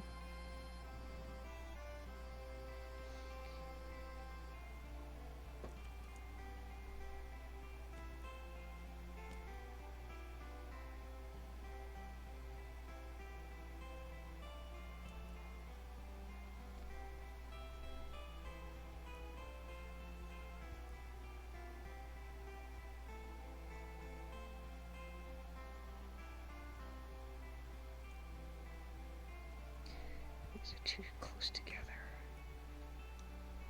Yeah, that's fine. I'm not going to do the whole... I'm not going to do the whole thing like that.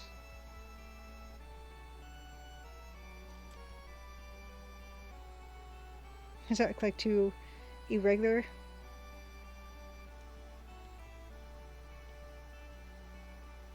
Yeah, deluxe size. I'm quite fond of it as a thing.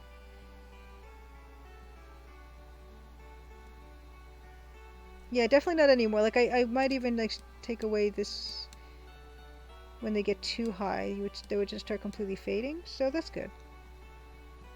Yeah, little pixels. Okay, great.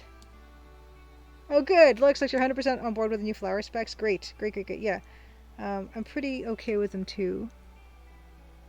Yeah, it's bigger ones at the front.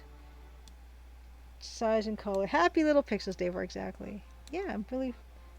Let's back that up in the Google Drive again. Save. Yes. Okay. Great. Now, yes, back to our guy here, which we said that was the whole goal for tonight. We haven't started it yet. Yeah, they add a bit more depth. They do. It's kind of amazing. Pixels are magical. Happy little flowers. Now we're gonna get to this fish. So I guess what I'll be doing is I'll be doing a fish in its entirety.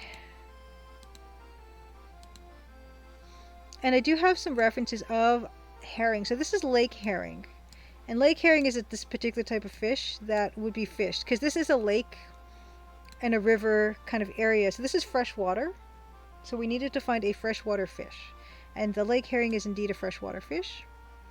And I did use a reference. That's pretty big, isn't it? That fish is big. Okay, so, but I'm not going to change that fish because that animation was a pain in the butt. Oh yeah, you listen, there's a Bob Ross Twitch channel. Dave, I didn't even realize. Bucket should be bugged. Jabberwock84, good to see you. Oh, by the way, thanks for the follow. I missed it last stream. That I got a notification on that. And the fish has to be big considering what it ate. That is true. So, that's the size of the. We need to. This is a big old fish. So we're gonna do this. New Fish. Huge, massive viewership on Twitch. That's fantastic. I did not know that. Okay, so we're going to start with a color that is not here much in this one. We're going to start with the cobalt color. And we do know the general shape that we need of this thing. Kind of flung head first.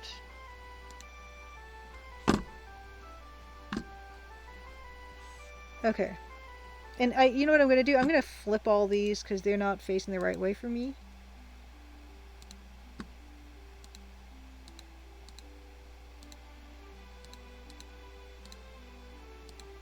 Okay. So that's fine. So fish. How big is this thing going to be? We're going to start with a big old brush. So you can see this is the development of... This is why the art in the demo looks like it was made in MS Paint, is because it's basically like that. That's basically how this works. Oh, we're just going to make a fish. We're just going to make a big fish. This is probably too big, but I'll erase part of it. Let's see, judging by that fish, he's got kind of a snout, doesn't he? So... Okay. And then of course I'll have the mask out the front of this bucket. And how does the tail look? The tail's actually quite wide. But we're going to cheat it. It's just going to look like a... Basically it's going to be a cartoon fish. Oh no, don't do that. It's basically going to be a cartoon fish. So that's the general shape. Ooh, you made an EG Bob Ross picture? Nice. You're a king. Yeah, and finished. We're done. Good night, everybody.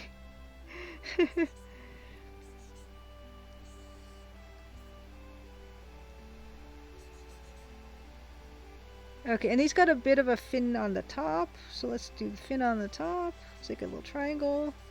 Here, and he's got a big old eye. We'll use the light gray for the eye.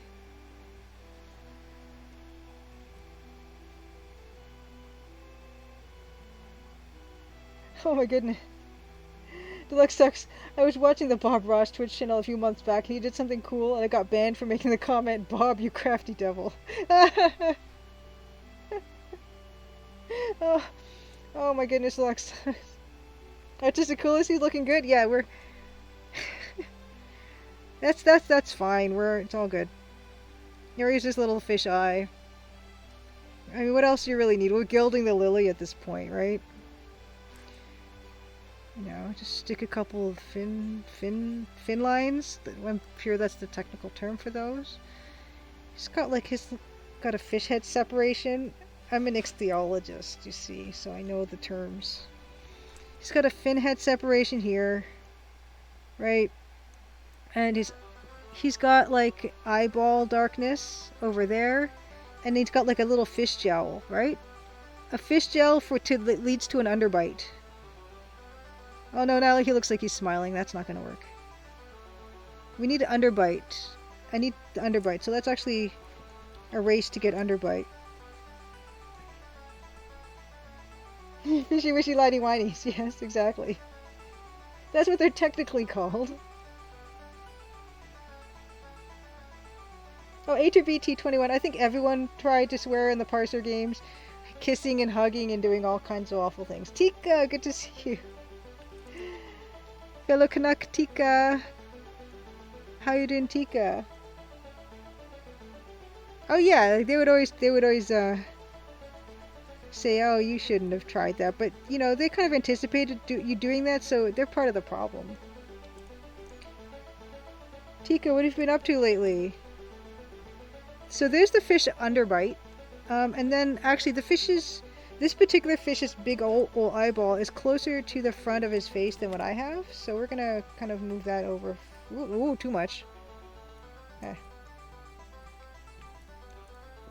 And then he's got another mini fin by his headline. So that's this one, right? Oh, it looks more like... We can fix it later. Ah, wrong color. It kind of does a thing where it does that and it does this. kind of fanned nicely. And also there's a bunch of fins on him, isn't there? There's a little one over here.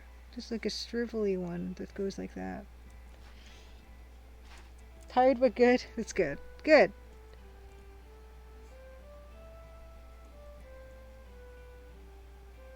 Oh, Gomez, I don't know why, but I tend to find fish really fun to draw. I like drawing them too. I did this whole piece that is like a repeating pattern of koi carpfish. Let me see if I can find that. Hold on. I'm gonna put it on big-headed me. 1 second. Control tab. Okay. And I'm gonna find that for you while you look at my face. Give me a second. Okay, no, that's not the right. Is that the right place? Yes, that's the right place. Okay. Ah, here it is. Didn't take long. Okay. Control back to Photoshop. Control Alt. Yeah, I made this fishy pattern. Repeating fishy pattern. And this is a recolor. I actually have this on a t-shirt in a different color. But it was fun. And of course, limited palette. This is not EGA palette, but you know.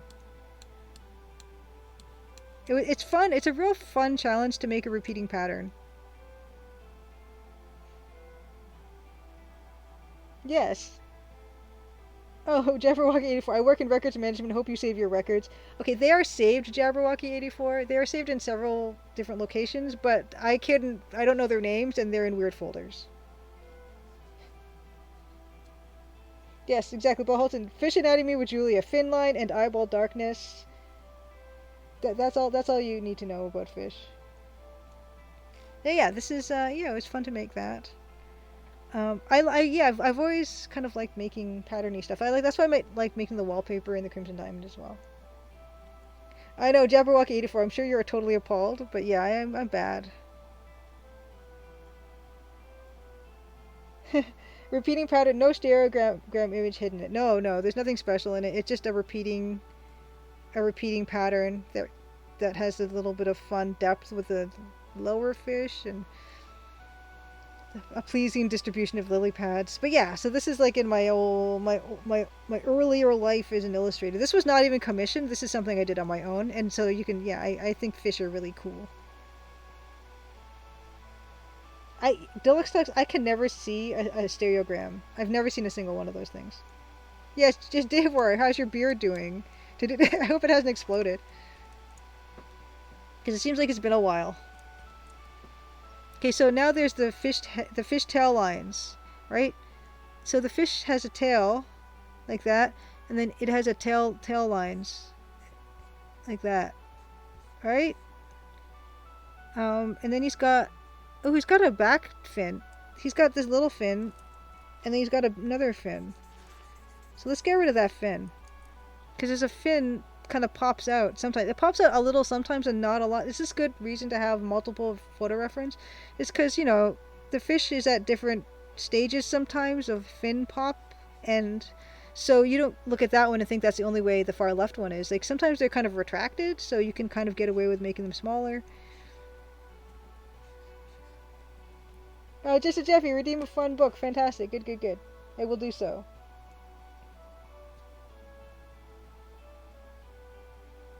Oh no, you ended up putting it in a glass with ice at 12 minutes, therefore. Oh good, you have some prints of patterns you made? Nice. Yeah, patterns are a real fun challenge. But yeah, so here's this fin. This fin goes like this, and it kind of, you can retract it, and this other fin I just might ignore, because, you know, it's fine. Okay, I will do the book redemption. Control top. Okay, so let's save the fish. Back to, okay, here we go. Book redemption. So this will be fun. So this is something I kind of had. This is a multiple book redemption thing. It's not really technically books, but you're probably going to be okay with that. Turn off the green screen. We mentioned about like loving the covers off of things. Book redemption. Bill Kuhn. I mean, Jetta Jeffy.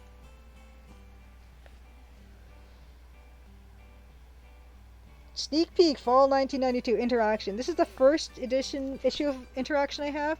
This is summer 1992. You see it covers a bunch of fun stuff.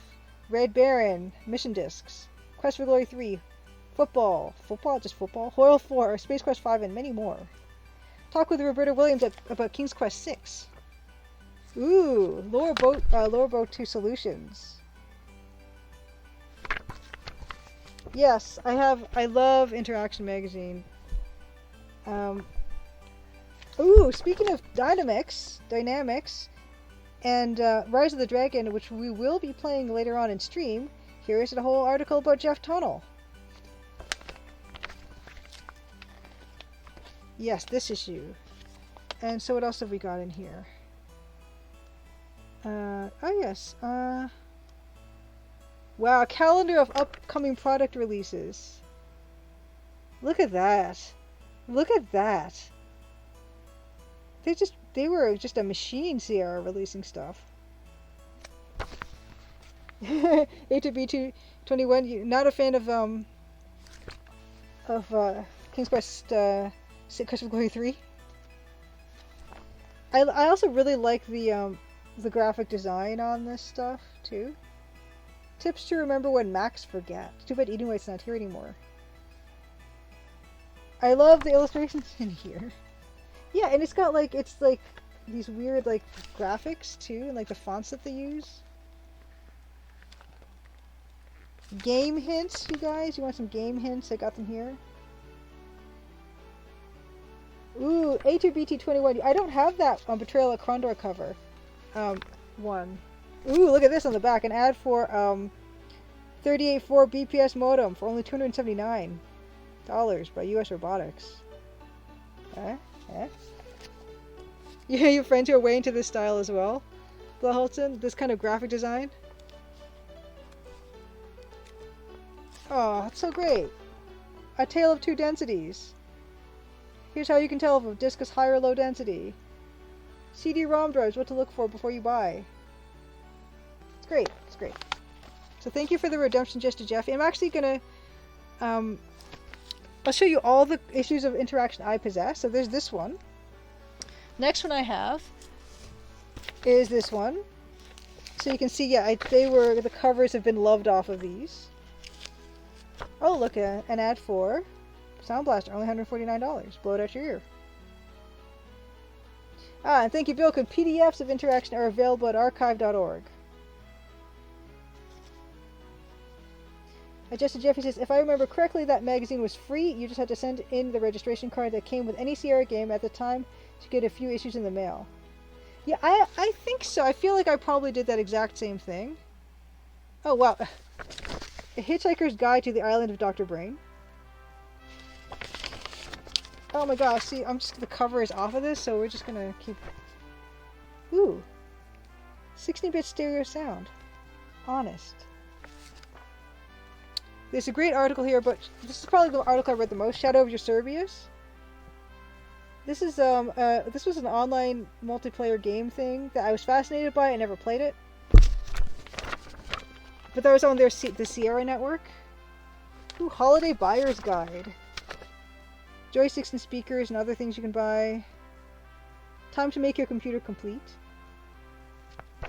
You have that exact sound card, Just a Jeffy? Nice. Oh, there's coupons in here. My god. I wonder if these have expired. What happened to them? Where'd they go? Oh, yes, here. Sierra game rebates. Nova 9 or Stellar 7, $5 off. Ooh, $5 off Dagger Bone Raw. Nice. $10 off Police Quest 3, The Kindred. Nintendo Power Bar for Sierra games, exactly. Oh, wow. So there is... Oh, cool. Oh, wow. Deluxe, you have a $5 off coupon code for Society 6. Lovely.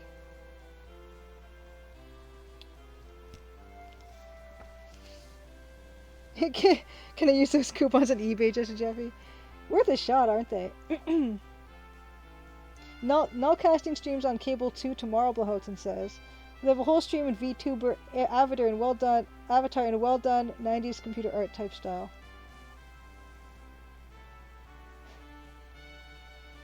Okay, but I will just quickly go through all the issues I have. I don't have very many after that.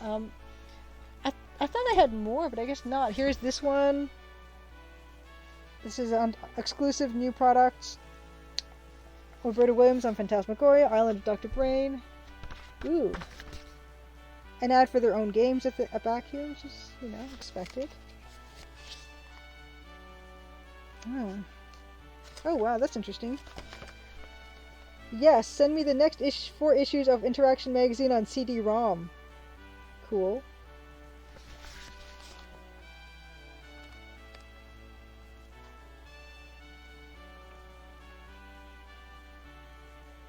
I've never even heard of this one, The Last Dynasty. Look at that word 3D art. Anyway, that's fun. And the last one that I have is this one. The Interaction, Roger Wilco, Gutsiest Space Quest Yet, Fall 1995. I thought I had more of these, but I guess I don't. What do we got here? Trophy Bass. Yeah, Jabberwocky 84. This is 1995. This one here. This previous issue is spring 1995. This one is fall 1995. Yeah, Space Quest. Who shivers?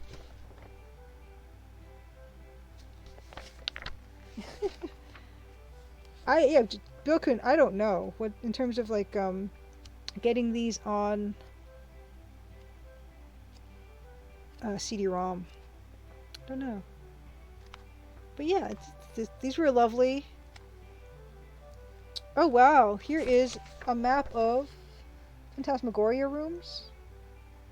Kind of nice. Half-Life is so old it's practically quarter life now. Deluxe Deck's nice.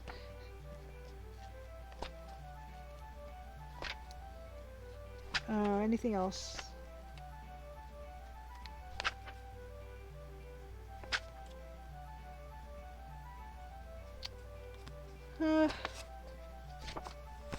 What's the inside ad here?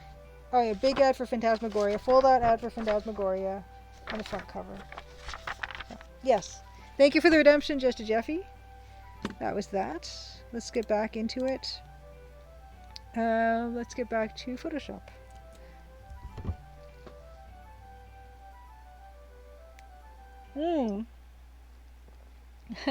Was Space Quest 6 still subtitled?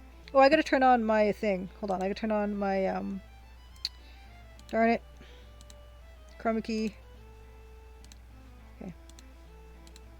Great. Okay. It was, let's take a look.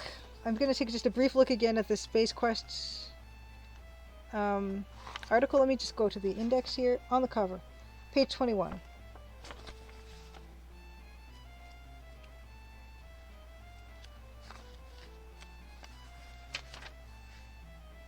It just says Roger Wilco and Spinal Frontier. It doesn't say where in Corpsman Santiago is Roger Wilco, which is a very good joke. Ah yes, thank you. Website Warp Zone Blahalton. I'm gonna open that up in Safari and take a look at that later. Done. Okay. Okay. So we're back on Fish. So Fish, here's Fish. And so Fish also, we're going to need to do scales on Fish. We're not going to do lots of scales on Fish, but we need to indicate some scales. And I kind of put like a line on that fish. So we're probably going to do a line on this fish. And also if we're going to change the color eventually, but we're going to do a line on the fish. Because the fish also kind of has a line on some of these, so we're going to do that. Right? Goes like this. Kind of was a weird line. And other fish details we need to put on the fish. Oh, well, yeah, this is kind of like a... And then these kind of go wiggly, right? It's funny because this piece of music right now is the piece that used to be the intro music for the game. So when the fisherman is fishing, this is the music you'd be hearing. Okay, so yeah, let's rough in some scales, I guess. So scales of fish, guess go this way, right? So yeah, just kind of put a couple in there, you know. We're not gonna go crazy. Yeah, the contrast is gonna be the tricky thing here. We're gonna want color continuity between the fisherman and this piece. But yeah, we'll see what we can do here. Oh no, therefore, I'm assuming the bucket will of course rock around and change its reflection as the fish is tossed in. Okay, I'm gonna just check if I'm still good. I'm still recording. Okay, good. Sometimes there have been times when I've somehow stopped recording and then I'd have to download my own video off of Twitch and the quality isn't as good, so I'm just watching that. Just gonna yeah, put a couple of these in, not going too crazy, and then we're gonna start looking into the actual colors once we get this basic fish going. We'll look into that. But, you know, and of course I think the fish is going to be shiny, so I'm not going to, you know, we're going to fade the scales out as we get to the back of the fish, which is called the bow or the stern, I don't know.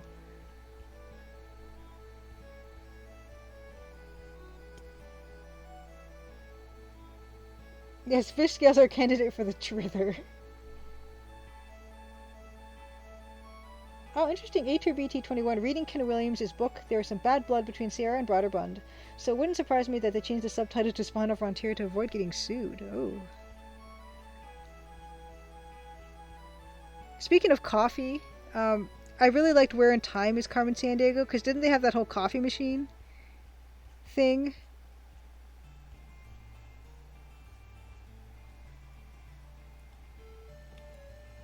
Is there water in the bottom of the bucket could splash out? Yikes. Just to Jeffy asks, will there be more demo updates prior to the game's release? Yes, there will be for sure, because there is right now like a game crashing bug that happens with the autosave in the pink bathroom that a few people have reported, so I do want to fix that, at the very least. Yes, so why don't we take a look at... That's a pretty good fish. I mean, it's pretty small, isn't it? You know what? I'm going to make him longer. So let's duplicate this fish. Oh, Jabberwocky, yes, you love coffee. We were talking quite a lot about coffee earlier on, and a lot of people started to want to have coffee, even though for a lot of people it was too late in the day for them to reasonably drink coffee.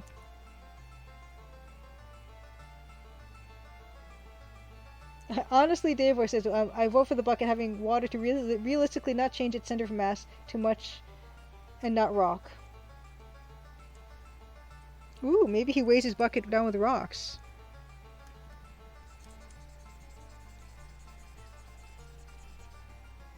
Yeah, I don't know. First thing I want to do is, yeah, I do want to figure out exactly what kind of actual color solution we're going to go with here, because that's going to be kind of important.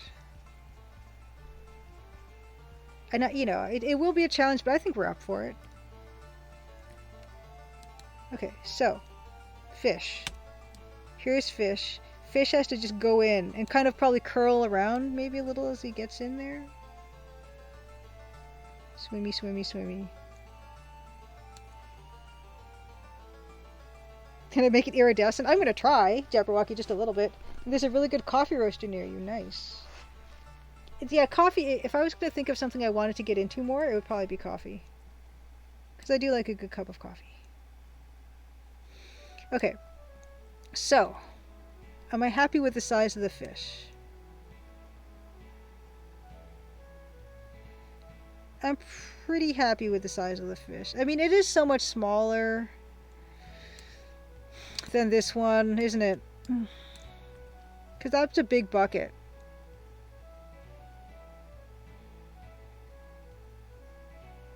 Well, we'll see. And if it's that much smaller, I won't be bothered.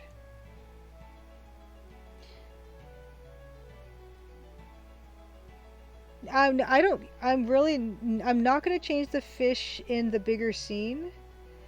because it will not stand out from the river, and also I'm not going to redo that animation. It was extremely painful to do.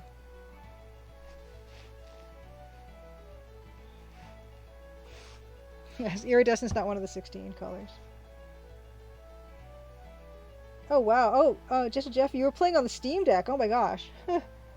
It's, yeah, I don't know, like some games have certified for Steam Deck, and I didn't even test it on that, so yeah, I'm not surprised that it crashed. Mm. But like you said, maybe you were doing like modifying controller layout at the time, so maybe that's why. Yeah, I probably will do bright colors. We'll see. We'll see about contrast. That's going to be the challenge with this particular thing. Yeah, and we'll need experiments. So here's the fish. Oh, I just did the copy of the fish, Jabberwocky, so we can do some experiments with color. First one is we're going to just change the light here to the cyan. And we're probably going to have to do a fair share of dithering and dirty tricks to get this to work. Dirty EGA tricks. So this is the fit. I mean, honestly, it does still, it's pretty bright as it is.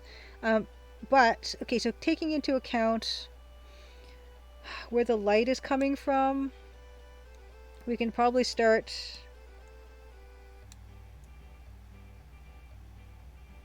The real fish does, that has this dark edge along that, so we're going to do that, I think. And probably going into, from the dark cyan to the gray. So we'll start with that, I think. And what I might actually do with this, so I don't get lost in this, is I'm probably going to do a quick little mask. So you can just see what's going on with the fish, and then we can remove that and see how that's going. But yeah, I think what we're going to do is we're going to start with that dark edge, and the fin is also dark, right? So, and the tail is dark, so we're going to make the tail dark.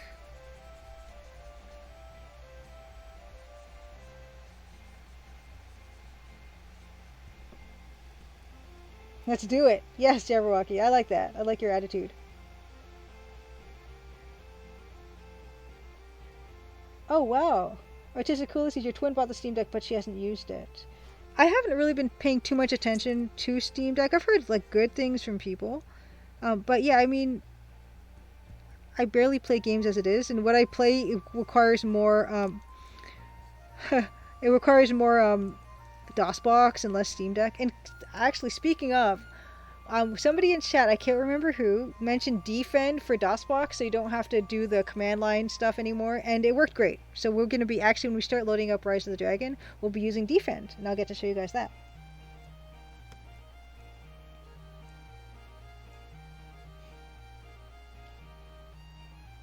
Oh, it's A tier BT21. You haven't played the demo yet? More of a wait for the whole thing type of guy. You're not alone in that, honestly. I totally get it. But yeah, so we're going to do this kind of a dark edge here, and that's got mostly dark on. I'm going to go back and pick those lines out again. Then the fish actually has some nice creeping into its fish headline, right? And also around the eye, it's kind of nice that it kind of has, and also the light also is what I would expect for this too. And I actually probably will go in with some gray for this. For it. But we're gonna go back and pick out this stuff again. Right? And go in with some dark, is the dark gray gonna, yeah, dark gray is gonna help with that, I think. So we're gonna pick out some dark gray. If we have to actually get into black, I'm totally fine with that too, because it needs to stand out. It's the most important part. So let's do some of this over here. Keep some of that. I want it to be, and I might actually even do, to make it glisteny, I might give it a light edge, you know? I might give it a nice cyan edge to that as well. So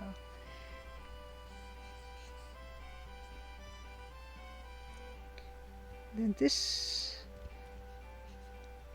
actually is kind of mostly gray too.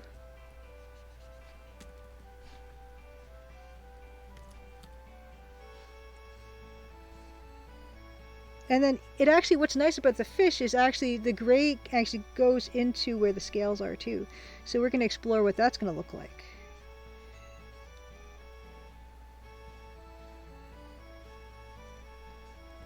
Dun, dun, dun.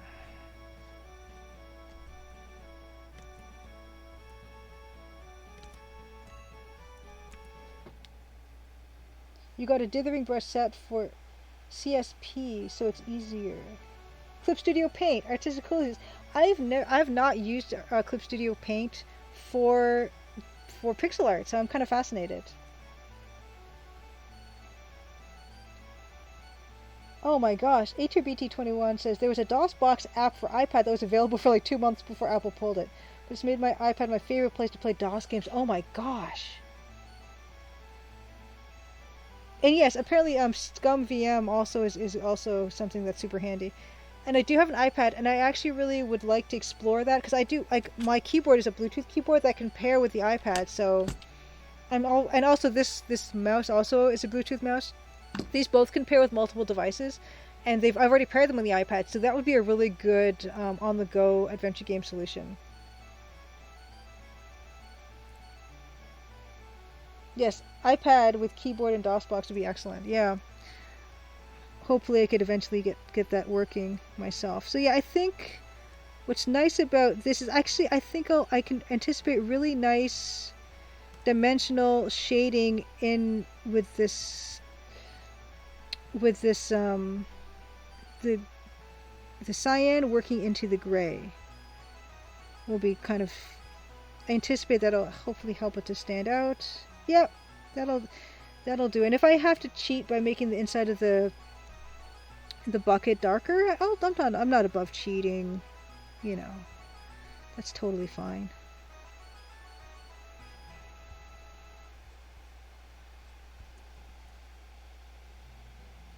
Oh, interesting. Artistic Coolies uses quite a few pixel brushes on Clip Studio Paint.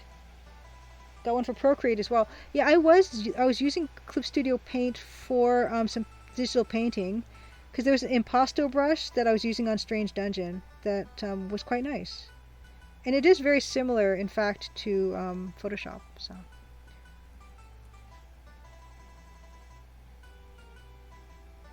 Yeah, I think Mouse, I think we're hitting on something here with this gray that is in this fishy, because it's got sort of like a nice gray thing happening here where we can kind of I gotta actually make this a thinner brush. I don't want it to be the one brush, it's kind of a bummer, but yeah, when you start picking out kind of shapes here, you know, like I don't like using the 1 pixel brush, but the 2 is too big.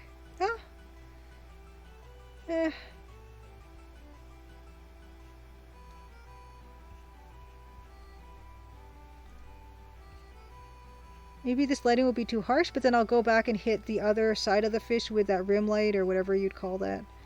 And hopefully that'll help to pull out that stuff again. Artistic Coolies is all good. Don't worry about sending stuff twice. Ooh, Jester Jeffrey says it's still possible to sideload IDOS to an iPad using Xcode. For the technically inclined, really, the iPad is an excellent DOSBox machine. Oh man. Yeah, I want some setup eventually for that kind of a thing, I think. And this actually is mostly, this fin is mostly gray actually, which is kind of fascinating to me. So that might not even have any of the bright cyan at all. Just it might actually end up being that color, right?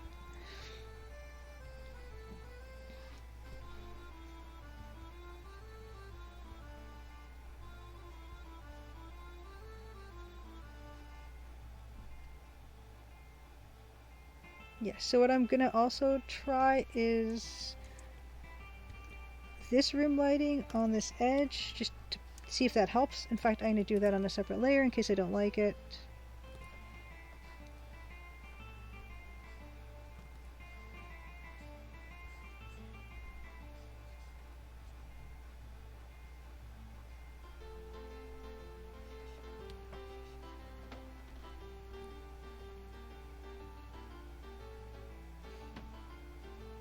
Yes, the fish is kind of the same color as the bucket.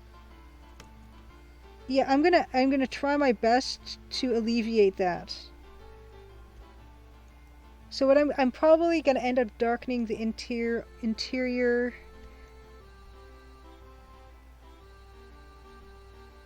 Darkening the interior of the bucket, or changing the color interior, the color of the bucket if it comes to that. Yeah. Oh, Dave. Well, yeah, architecture jargon. I bought a book that I did show on stream a little while ago. That was what do you call it? That was yeah, architecture, like drawings of architecture with like the jargon and stuff. Cause yeah, that stuff you need like pictures to really help with that.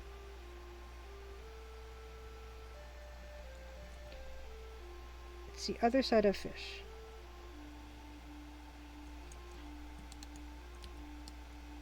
Fishy, fishy, fishy, fishy, fishy, fishy. Yeah, I can foresee myself, for clarity's sake, changing the color of the inside of the bucket. In fact, let's explore that.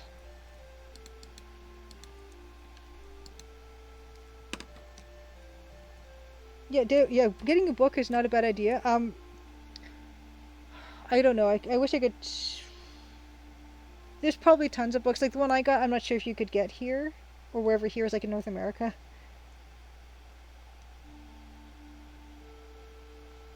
Yeah, maybe like Fish Shadow. But yeah, let me just quickly try this quick fix and see if that is going to do the trick. Because we do have a lot of this dark blue, right?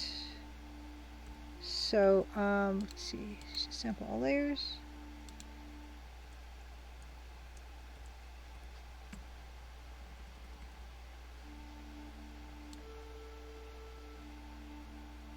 And I might try this with the cyan as well, just to see.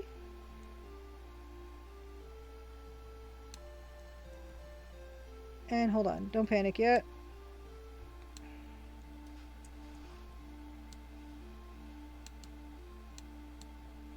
And then use the cobalt, which is barely used here. In fact, I don't even think I used any cobalt. We'll try that for the interior of the bucket.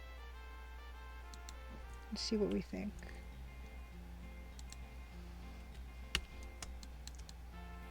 No, wrong color.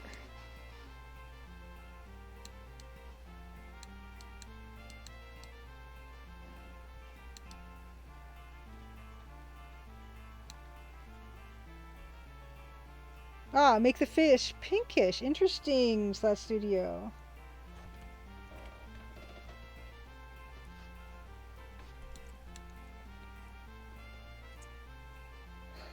Yeah, exactly. That's what happens, Jesse Jeffy. Bucket done.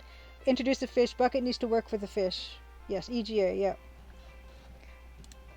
So that's definitely, like, if we really wanted to cheat it, we could do that, right? And no one needs to know the inside of the bucket used to be that other color.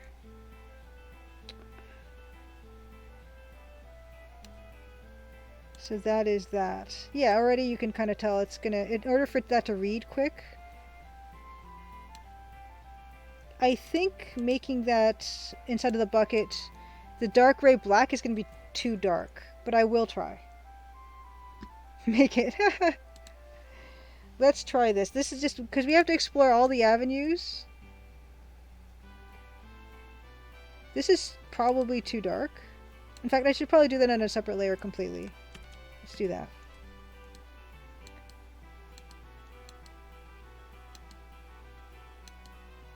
It's probably too dark. Probably? No.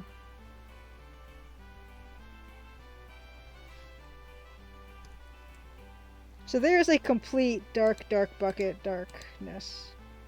Or even doing that. That's still not good enough. So there's this, probably that actually. Like, this is way too dark, I think. That's getting way too... It looks cool, but it kind of looks like anodized aluminum or something.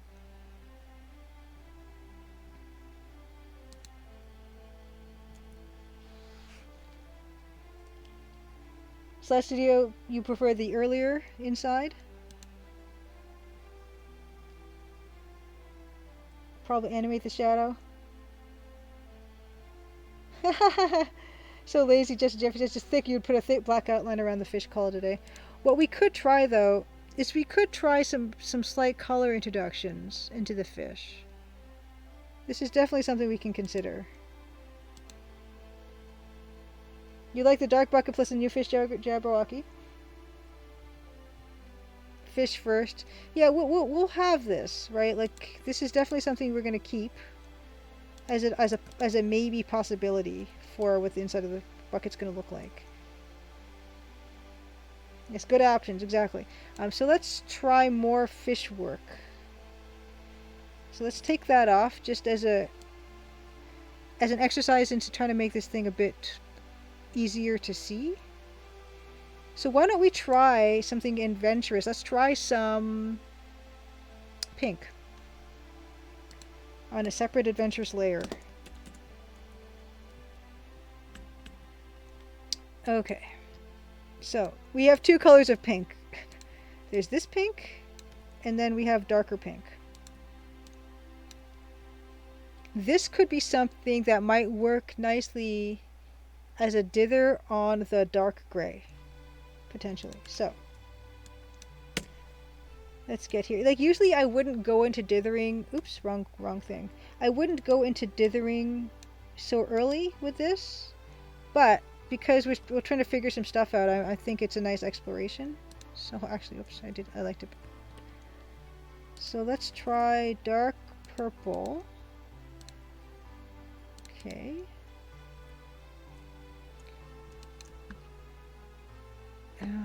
Not sample all layers. Just this one. Great. Okay. Gray and light red for a salmon type color. Yeah, I mean, because that one on the far right of the herring, it's very possible that we could introduce some of those colors. So let's take this fish here, and just see what happens when we do this. And then also maybe not all of it either. So maybe the rear, like this rear edge of it.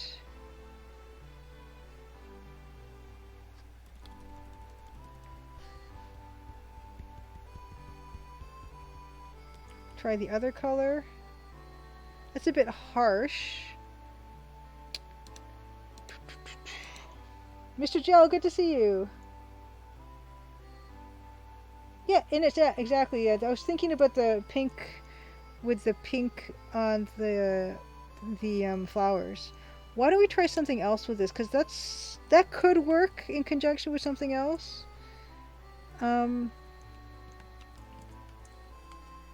Yeah, Mr. Gel, we're just trying to figure out how to make this fish stand out from a bucket that we have going. I'm going to try a few other little things. Like, what if we have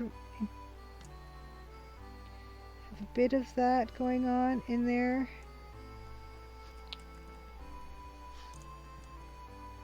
I might just try the pink dither on the cyan. Might do the trick. Where did I put that? The pink stuff I just did. Okay. Let me try changing the color of this dither, in fact. And see if... Actually, wait. Let me do this first. What if we put that pink dither on the fish?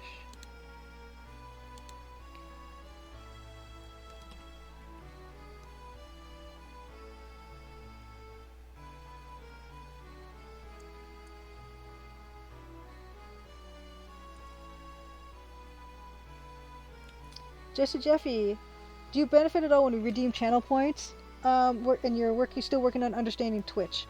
I have no idea. Actually, Jeffy, I don't, but it's fun. I like doing it, and it's a nice little break. So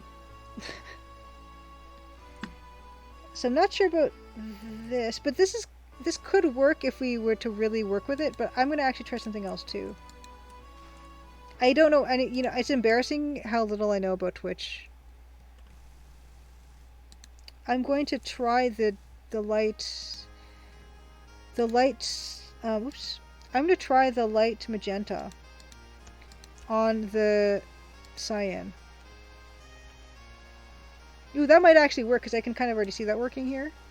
So let's try that.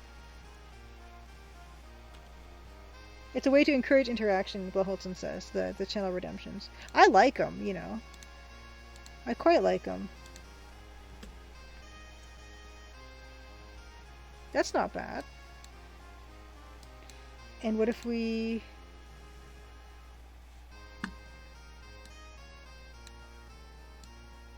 It's kind of interesting. One short eye, good to see you. Okay, it does not benefit monetarily. If that's what you're asking, it's fun though. Yeah, I like it. It's fun.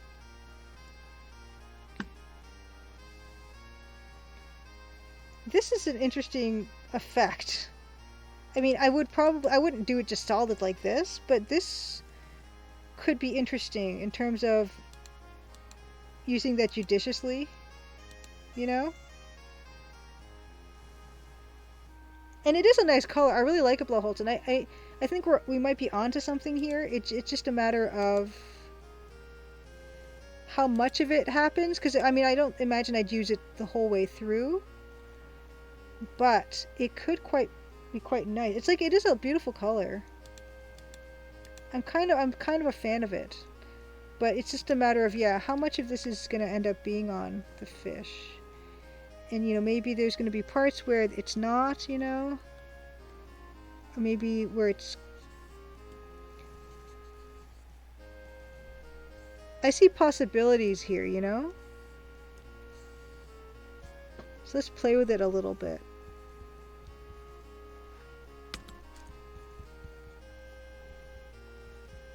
Because it would change the overall color of the fish, but we could still pick out details along the parts where it would glisten, you know?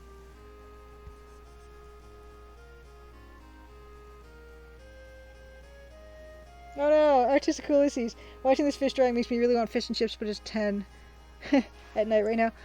Oh, I'm getting kind of hungry myself, actually. You know, like, and what if on the shadow side it got to be darker?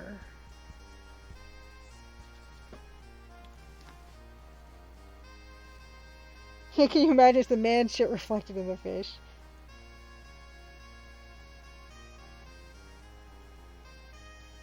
Oh, just a Jeffy, you know, you being here is super supportive, you know? Oh my god. Thank you so much for gifting the subs, just a Jeffy. Yeah, like, I appreciate it. Like, you know, I was just saying, actually, as you were doing that, yeah, just you guys showing up every week and hanging out to chat and work on whatever you're working on and letting me, you know what you're working on and sharing information like defend for a DOSBox and all this stuff, like, that's super helpful.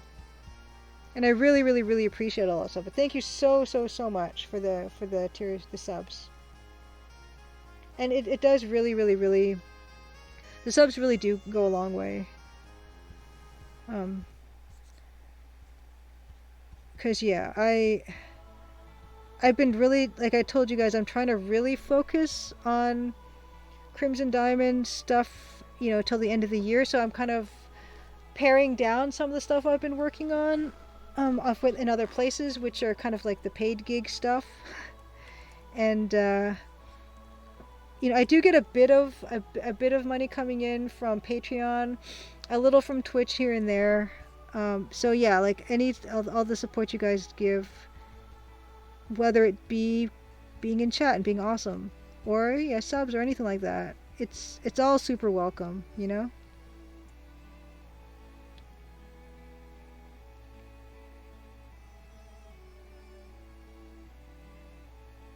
Judith Butler's Lover. Some of us are truly selfless and courageous just by showing up. Yeah, because Judith Butler's Lover, I know it's late where you are, and you know, I just, it's really nice when people just check in with me and stuff. Because I couldn't do this every week without you guys. I'd be just streaming to nothing. You know, having this conversation and having this company is the reason why this works. You know. So thank you. I don't know if I thank you guys enough for being here, but I really do appreciate it. Karosla, good to see you. You like the colors of the fish? Yeah, yeah, we're working on it. Like, we're just workshopping possible solutions to making this fish stand out more, you know? From its, and you know, up to and including darkening the inside of the bucket to help it kind of show up, you know?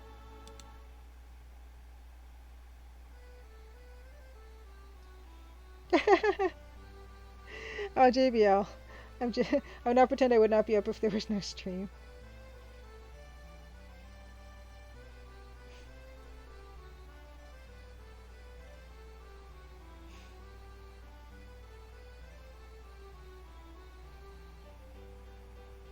Oh, nice! Oh my gosh, A2B221. That's the, you know, I love hearing when people say that. The stream keeping me sane while I paint my basement. Yeah, the bucket doesn't end. The bucket doesn't end. The bucket is eternal, Karasalash. Another option for darkening the bucket, swapping the cyan for the light blue. The dark cyan for the light blue. Let's try that. Let's try that. Actually, you know what I'm going to do first? I'm going to put all the fish stuff in a fish folder. See, I have layer discipline sometimes. Fish folder. So this I can turn all this stuff off and on easily. Okay. So, yeah, let's try that actually. So, Yes, Just Jeffy. Yeah, Just Jeffy says, I know I've said this before, but I so love joining Crimson Tuesday stream with all of you. What a great bunch of people. Hey, Maple Mystery, you've got the best community. You guys are the best. Yeah, like I wouldn't have kept doing this if it wasn't for you guys. So yes, the dark cyan for the dark cobalty color potentially. Where is it? Where is it? There it is. Let's try it. Separate. Yeah. So there's that. So yeah, I mean, that's not bad. That is not bad. Just this.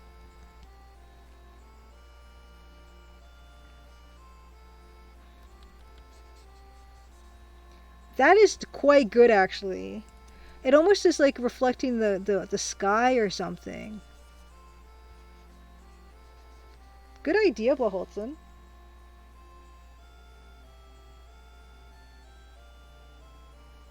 Yeah, the fish being light, being some version of cyan is pretty non-negotiable because of the way that it looks like in the long shot of it. But that's quite nice.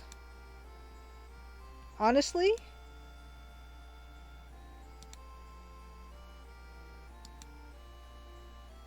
I'm quite fond of that. I'm quite fond of that. I'm also going to try one other thing, which is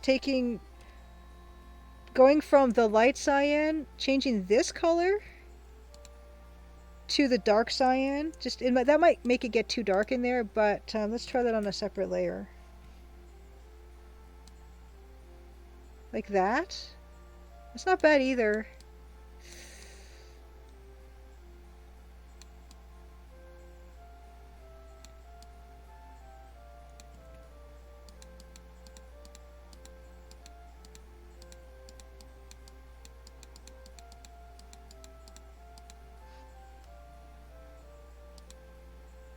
That's not bad either.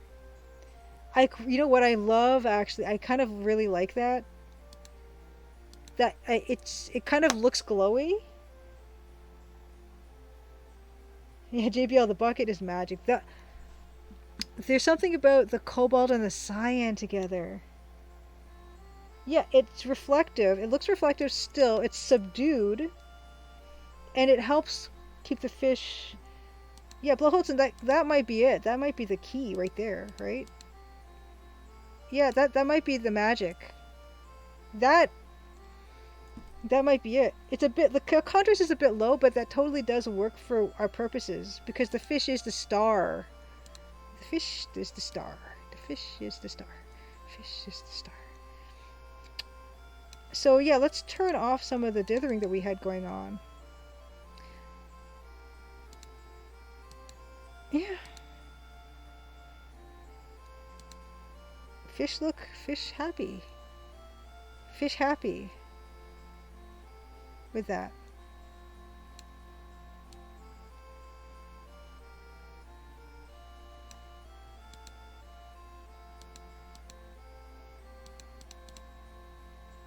Though the lavender is quite nice.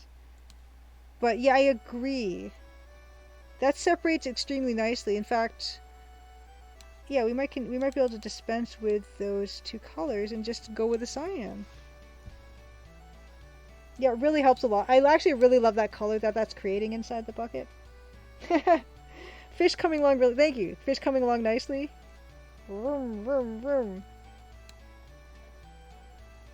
I don't know why I made car noises just now.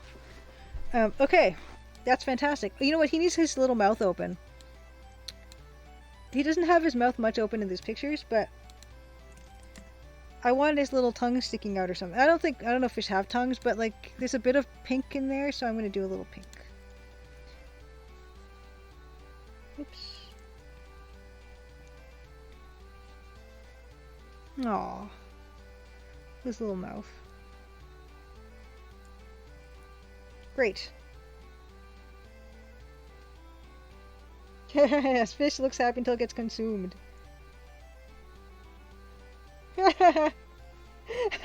Crushless. Easter egg. Cyan fish drives Nancy to the lodge and said 1 in 10,000 chance when you start a new game.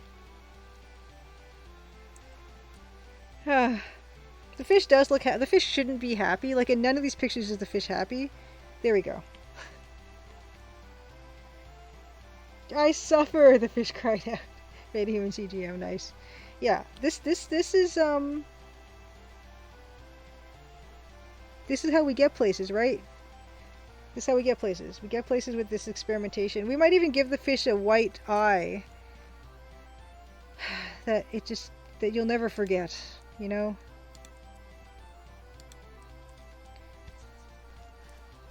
As he balefully gazes at you.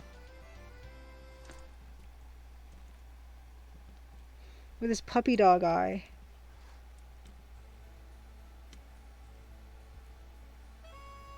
Why? Fishes have dead eyes, so that's not going to work.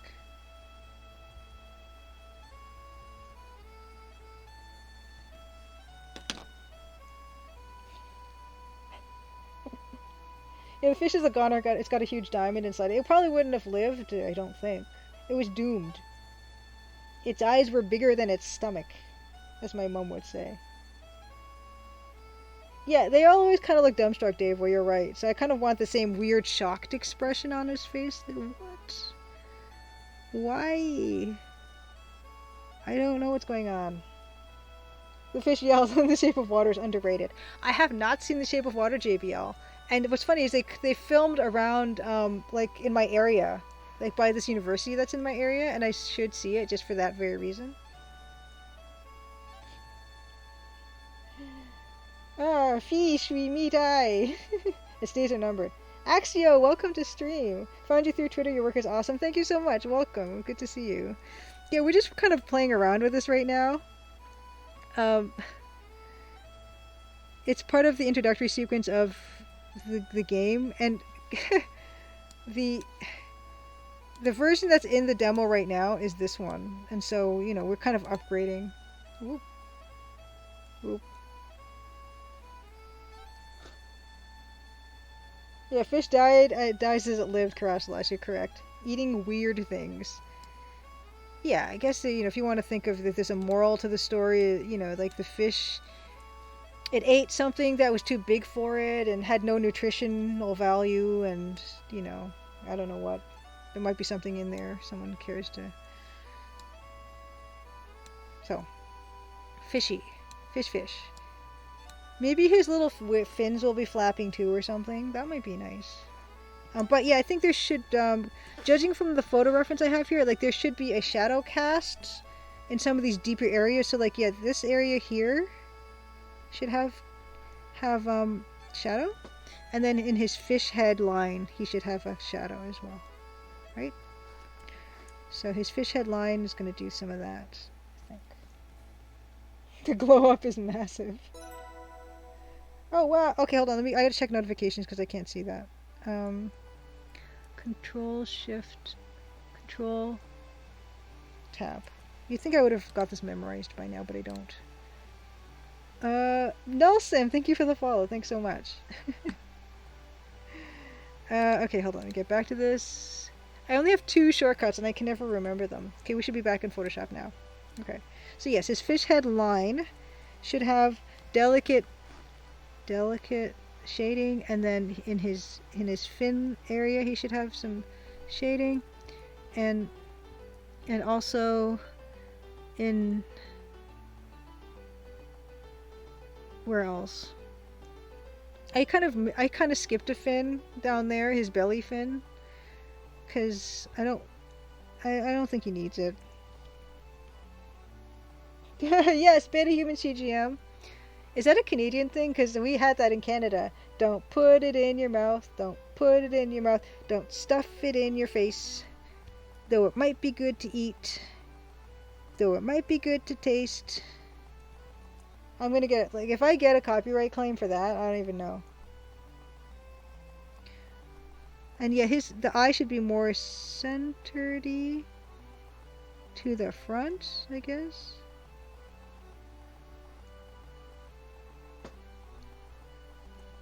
$10:24. We're nearly at Rise of the Dragon time, you guys. This time has flown by, but I'm really pleased with the amount of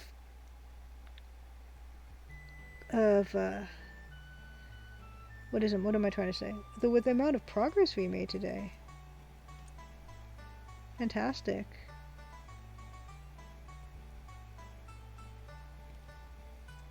Yes, Canadian PSCs were the best. The A-tier BT21, you know that one too, huh? Which honestly, as PSA goes, it's very useful, I think, because yeah, kids are putting stuff in their mouths constantly, and they shouldn't.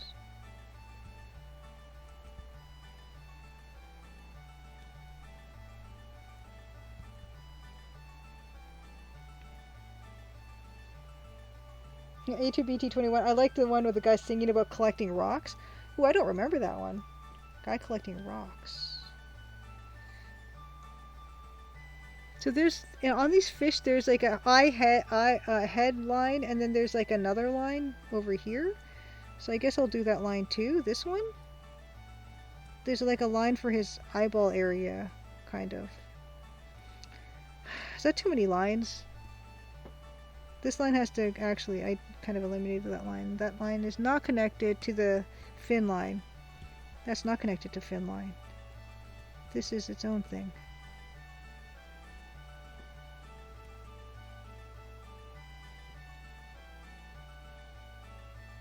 Oh, wow. Beta Human CGM. I can put my arm back on. You can't play safe. That rings a bell, but I don't remember that one.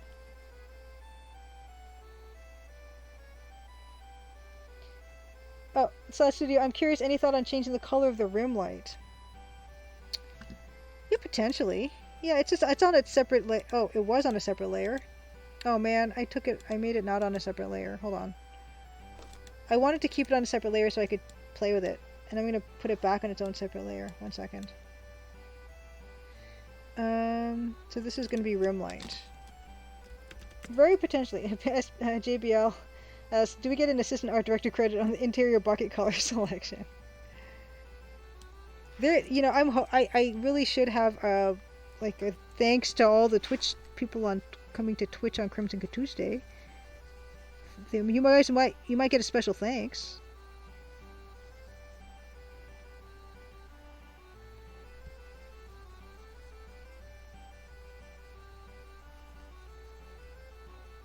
Okay, so that's rimlet. That's the rim light. Yes, I can see myself changing that color, or even, I don't know if I might dispense with it altogether. But no, it kind of does draw the eye. It gives the shape of the fish. So it probably will exist, but I'm not entirely sure what color yet. I'm not old enough for the good old Astar PSA. Astar from Planet Danger. I don't remember that one. I have to look it up. I'm not saying that I don't remember it, but I wasn't around for it, but I might not remember.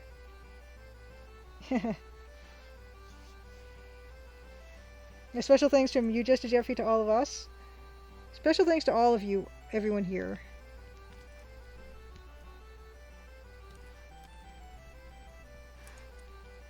But yeah, it looks like we're coming on to Rise of the Dragon time, you guys. But I'm very pleased with that progress. I think that's fantastic.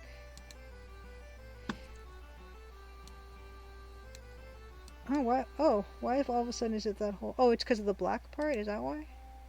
Probably. Anyway. Fishy, fishy. Fishy, fishy, fishy.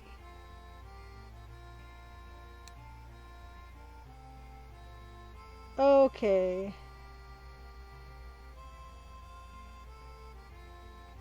Okay, there is an original version and a redone Astar PSA.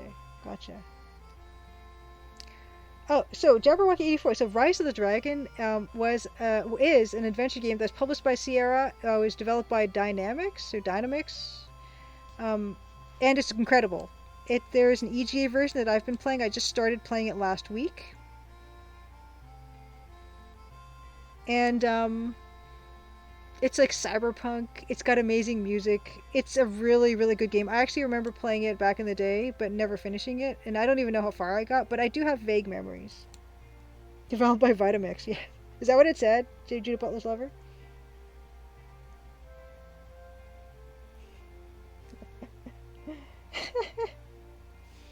You're probably not wrong. Most people awaiting a EGA adventure game in 2022 are probably a little bit old. Oh my god, Just Jeff, you actually bought a copy of the 16-color version of Rise of the Dragon? Fantastic.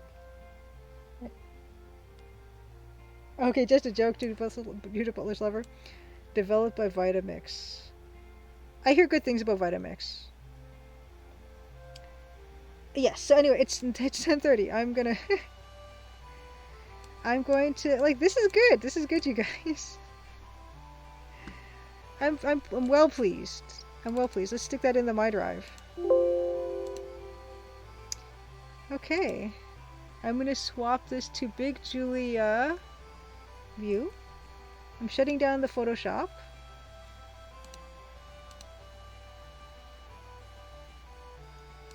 Oh my gosh, in the Sega CD version of Rise of the Dragon, the lead character voiced by Cam Clark, aka Liquid Snake. Liquid Snake? That is the vitamin version of Rise of the Dragon. Ah, Mr. Gel, that's a good point. Most for sure, in terms of older folks eagerly awaiting an EGA adventure game, but thankfully not exclusively. Been happy to see people far younger than myself digging into DOS stuff and loving it. That's like my favorite. Also a favorite thing to hear is when people who didn't grow up with these games start playing them and enjoying them. Slash Studio, have a wonderful night. Have a wonderful, wonderful night. Okay, what we're gonna do is I'm gonna mute myself and have my snack, and then we're gonna get into Rise of the Dragon because I'm hungry. Let's go into show and tell. I'm gonna put up the Strange Dungeon one again. So this is, yeah, so in terms of mentioning Clip Studio Paint, I painted the muffin crab and other stuff in Clip Studio Paint using a particular paintbrush to give it a painterly look. But I'm just gonna turn my mic down so you guys don't have to listen to me eat. Okay, and then after that, I will keep the captions on so you can still, I'll still be able to say stuff, but you just won't be able to hear me. Okay, here we go.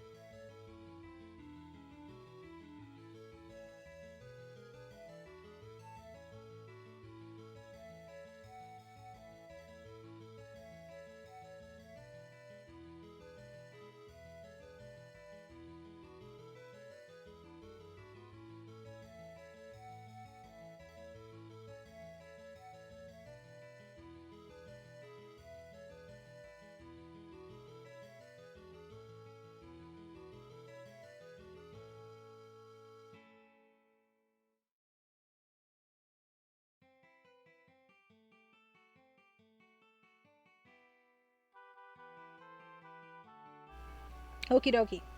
I'm just gonna catch up on a bit of the chat. So Crashlight says Cam Clark, aka Liquid Snake, aka extravagant and loving being evil Leonardo from 90s TMT cartoon. You got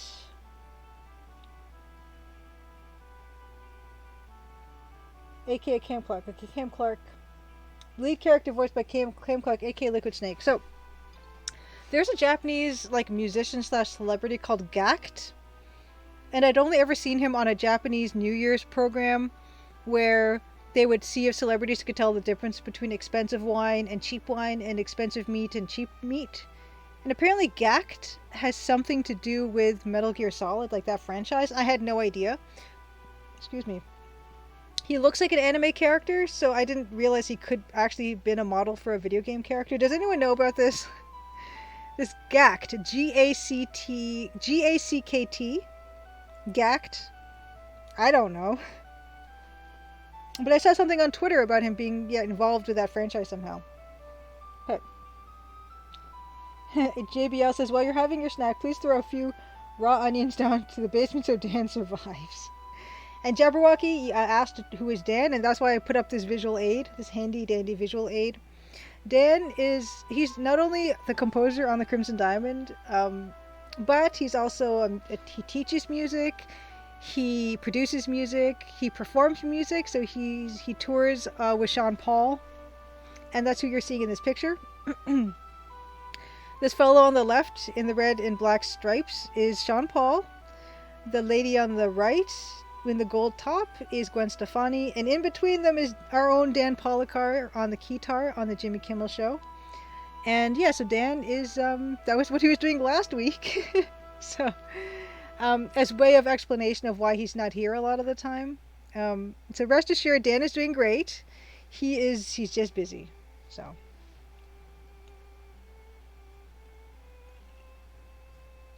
don't be concerned for Dan. Dan is fine. Dan is not a Northern Ontario gem, though. Dan is he is Seattle, like that area, like West Coast raised, but he's like in like my time zone now, New York area now. Beta Human CGM Gact. There's a name I haven't heard in 20 years. Beta Human CGM. What is the deal with Gact? So he's famous, and what is he famous for? Because I only saw him on this Japanese program, and I didn't know who the heck he was. He had charisma, that's for sure, and he seemed pretty funny. Okay, Goemon says, I think they did make a video game where he was the model for the main character. Can't remember what it was called. Yeah, Master of the Keytar is Dan the Band. Yes, Nelson, playing a Crimson keyboard for promotional purposes, no doubt. No doubt! That's a great joke. Okay, that doesn't even count as a dad joke, Nelson. That is just one darn good joke. Oh, Gact is a rock star, Goemon-sama. Oh my gosh, I had no idea. I've only ever seen Gact on Who is the Real Celebrity. That is the New Year's program that he's on.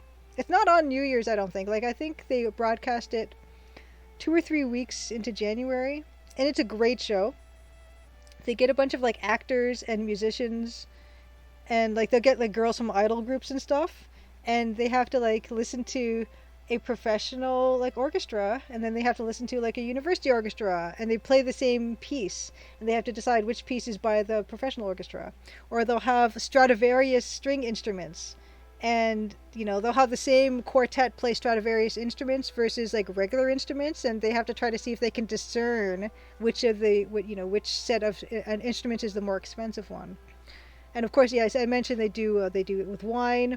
They'll take, really expensive steak, and then they'll give them, like, hot dog meat or something and try to get them to see if they can tell the difference. It's fascinating. It's like, it seems like they're having a lot of fun too, so I enjoy that every year.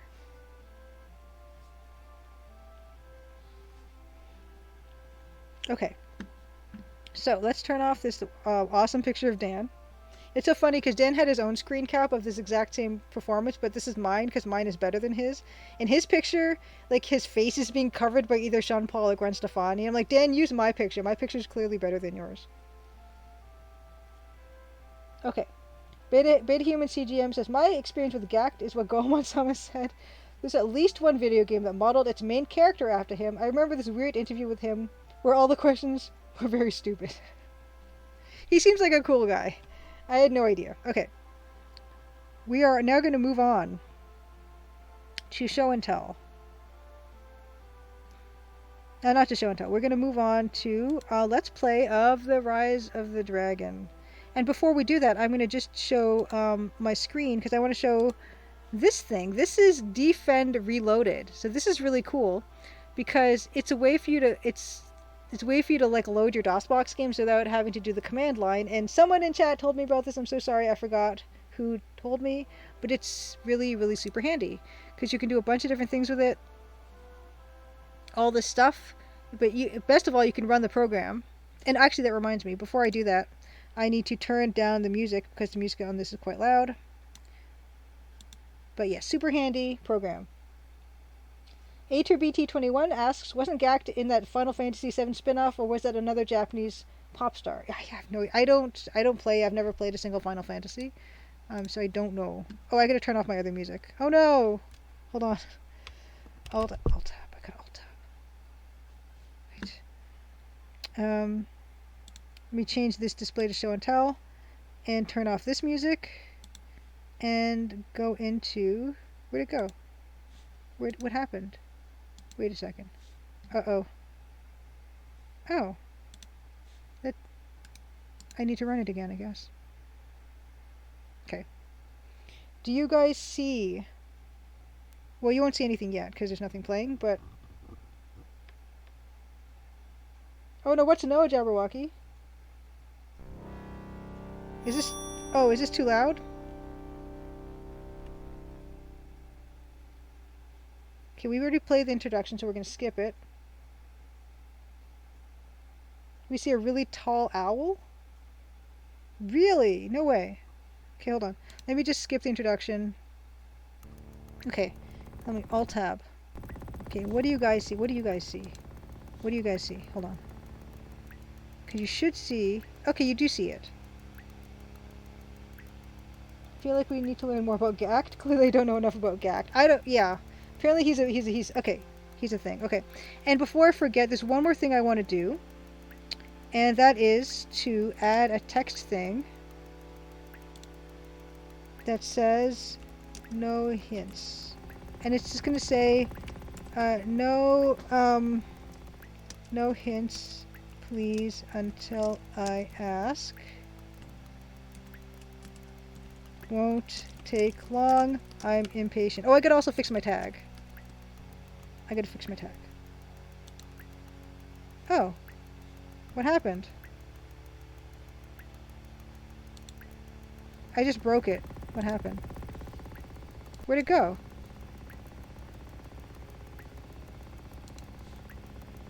Hello.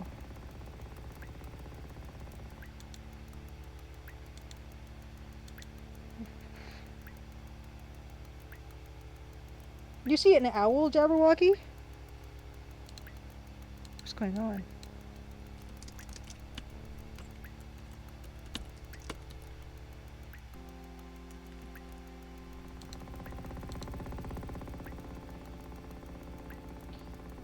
Because you should still be able to hear the game, but you should still also, like... What is going on? What? Hold on. I'm gonna just try to add text again. Why didn't that work before?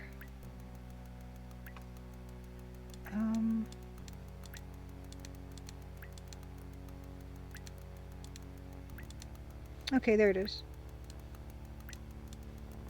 Like, everything kind of went away. Oh, you know what? I'm in the wrong thing. Copy. It's this one. Wait, no, this one. Okay. Okay, I've got it. I've got it.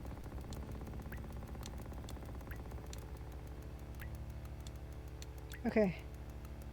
Okay, so we're gonna do that. And... Oh, wait, that's in the wrong place. It's this one. Whoops.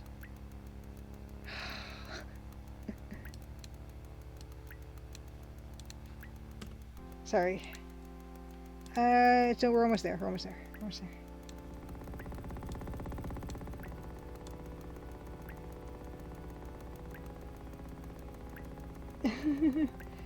Okay, okay. Okay. Granted, it doesn't stop everybody. Some people are generally receptive to the no backseating tag. Okay. Okay, I will do that. I will do that. I don't know. I'm still learning. So I'm going to do that. So there's a tag. No backseating. Okay, yeah. Okay, it's on now. Okay. Right. Gotcha. Okay. So here's our thing. No hints, please, until I ask. Won't take long. I'm impatient. This is all true. Back to the game. Okay. So we are going to restore. So far, just a quick recap of what we've done so far. You start in this your little house, and you get dressed. And we had a choice of going to some places. We could have visited our girlfriend Karen's place to get our keys, but she wasn't there because we left it for too long. And another location was City Hall. We didn't go there yet. We went to Pleasure Dome instead. And we found the Jake, whom we were supposed to talk to because he was a friend of Chandra Vincenzi, the mayor's daughter. The mayor sent us a message about Chandra overdosing on some bad stuff. It does remind you of Rick Decker's apartment gym, Matt. It's very yes. Blade Runner is a real big thing in this game.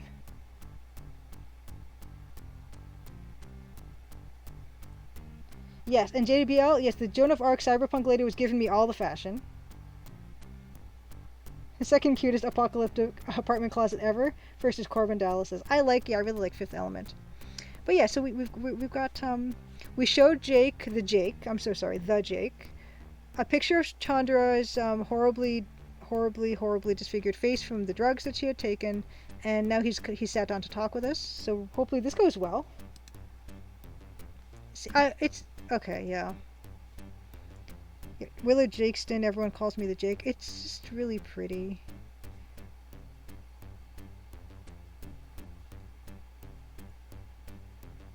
In fact, I might... The Jake. Oh. I think this is going a little too fast. I might cycle it down a little bit. Which is F11, I think.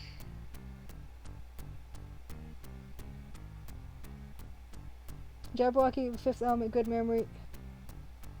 Yes, this Nelson, exactly. The character's nickname is William Blade Hunter, in case the Blade Runner references aren't apparent enough. Yes, yeah, we mentioned that. Bill could mention that in the earlier. Jabberwocky, can we revisit? Can we revisit the other scenes, you mean?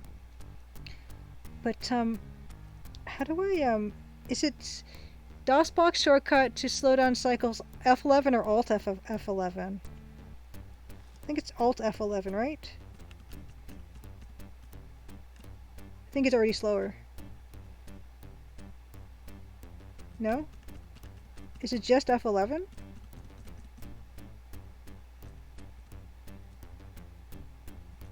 Okay. Okay, so. What can you tell me? That's probably good. I like open-ended questions.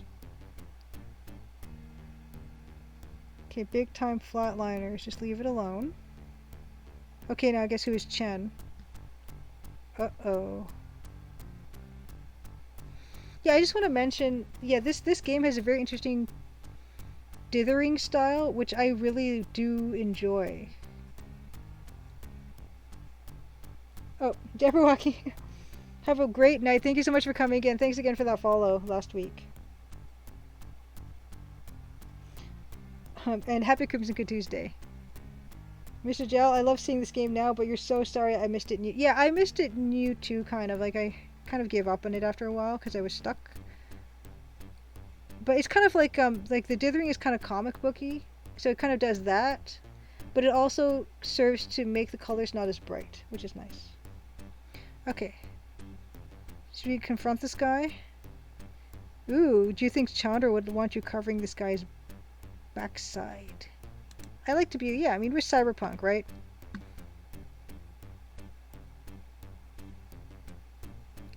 Yeah, about the cycles. Yeah, it could be William from William Gibson, also Maximus, you're right.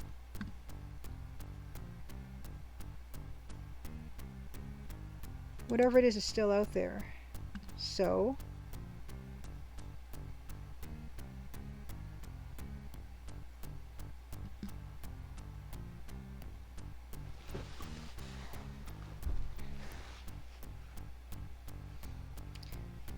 What's interesting to me about this is that this close-up that we're seeing right now is not much more of a close-up than the actual scene, but they kind of do it and they to give you this beautiful like face detail.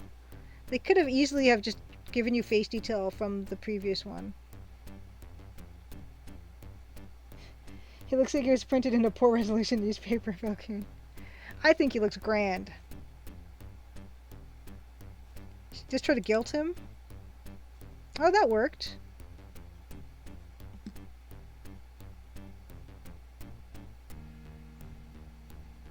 Ooh, I got a new address.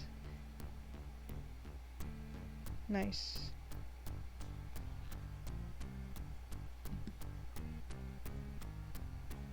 Mm-hmm. It's interesting the cursor keeps going back down there every time I move it. So yeah, they could have done it just from here, but they gave us these glorious... Can I hold his hand, or can I do anything here? He's got a lot of fingers. Oh, that's 5. Get out of my face. Okay. Yeah, Bilkin. Dynamix gave different mood expressions on character portraits. It's fantastic. Fantastic. So we got an address from him, so I think that's pretty good detective work. So let's save. I wonder if there's a speed on this. Oh, text speed. Perfect. Yeah, so I don't even have to do DOSBox. I'm going to turn it down just because I like to clear the text boxes on my own volition, really. Save. Jake talked. Wallaby Street doesn't sound like a very threatening villain's hideout. We don't know. He's not. I don't know if we know if he's a villain or not. A tier BT21. I played a little, very, very, very little bit of Heart of China, but not like even less than this one. So let's talk to this guy. Oh. Get Atta my bar. These people don't want to talk. Talk to Candy again? You're wasting your time? Oh man. How about you?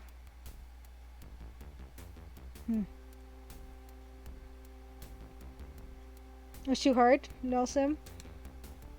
I assume it would be like equivalent quality to this one, and I think there's an EGA version of it as well. Where's the okay exit?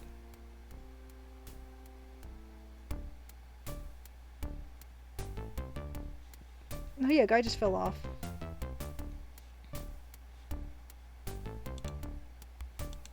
Nobody's that friendly. This is Our Lady here. Our Joan of Arc lady.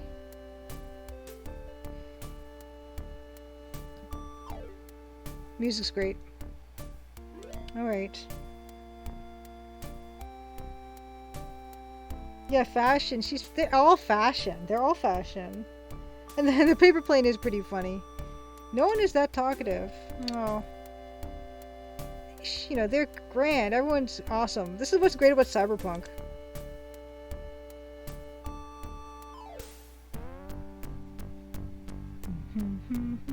Oh, it's so good. Okay. So this is that's all the Pleasure Dome-y stuff I think we did. Yeah, let's take a look at the way the inventory is done. We don't have a lot right now. I'm not sure why that takes so long. But here's we're only holding a few things. We got this mace that gives you a high. You look like the Crusader at the end of Indy 3. This is true. And the figure, I love the figures. I love everything about this game. The music. You want to see the VGA screen comparison? The VGA is actually really nice in this game. I will say that. And here's our guy. It's beautiful. Like, it's really sweet. It's kind of, and you can take off your stuff. If you click and drag off of him. Oh, I can't take off his clothes? Well, if you start the game, you can take off his clothes. I mean, he starts in his undies. So that's one thing to look forward to if you play this game on your own. Oh, Huh, Blade even was a police officer, now PI and Blade Runner. Blade Runners are special divisions of police, at least in my headcanon. Oh, wow. You dumped a banana. So, it's 7 o'clock. I wonder if Karen's home. I want to go to Karen. I want to get my keys, because I want to get into my own medicine cabinet. Yes, exactly. Judith Butler's lover is very erotic. Karen's not home yet. It's 8 o'clock, Karen. Okay.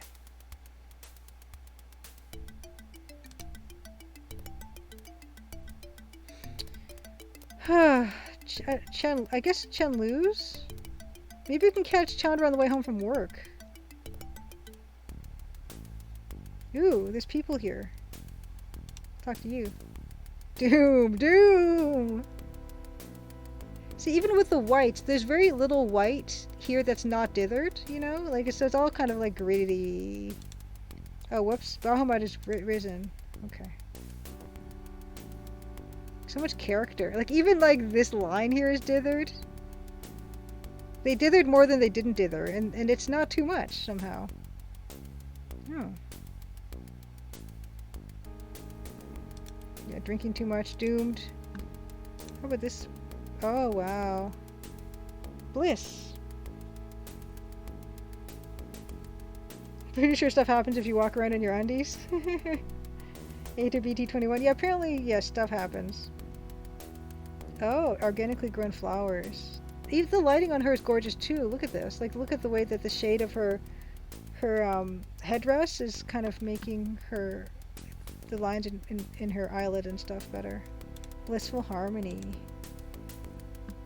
Oh, yeah, he wished a date with Karen, so let's get in good with the Karen. Bouquet of roses. Really don't want to spend that much money. El Cheapo brand arrangement of dandelions and ragweed. Okay, a dozen roses.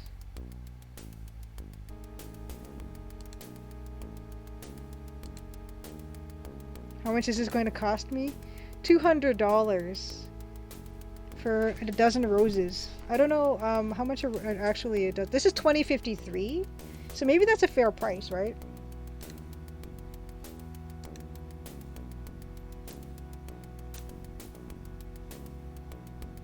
She just threw the roses over in the alley. Okay, cool.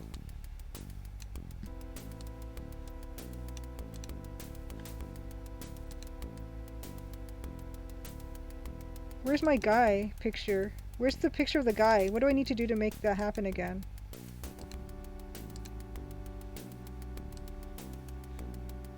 I want to have him hold the rose.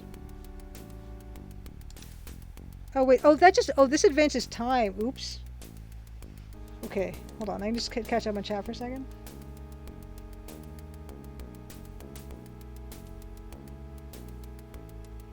Oh, just to Jeffy, if you're wondering if the 16-color version of this supports Tandy sound, we'll find out soon. I think it does. I think Brandon Bloom mentioned that it does.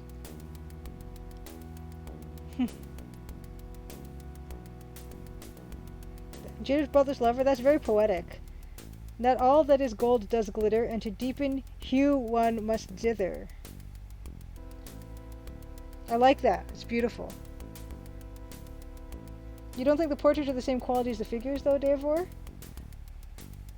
I think they're gorgeous. I really love the portraits. And yeah, I think 20 to 53, $200 for a dozen roses sounds fine. Inflation. Yes, exactly.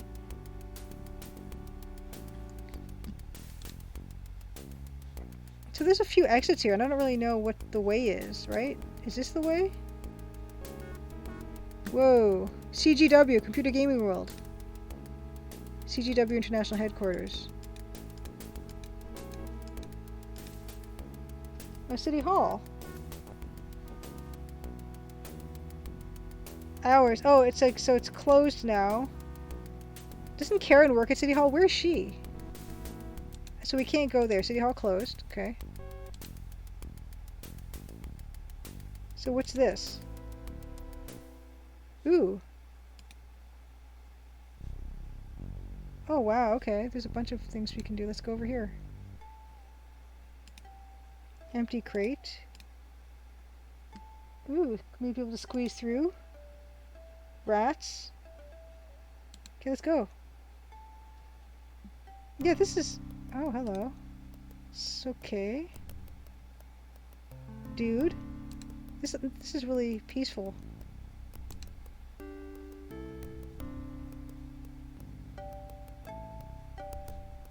Sure, I'll talk to you. Oh, it's so good. These portraits are amazing. He knows my name.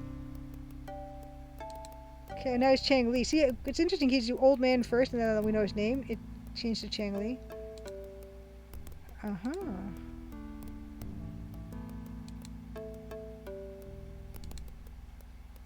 Okay, he's heard a lot of things. Cool. So he's the guy. Give us some info.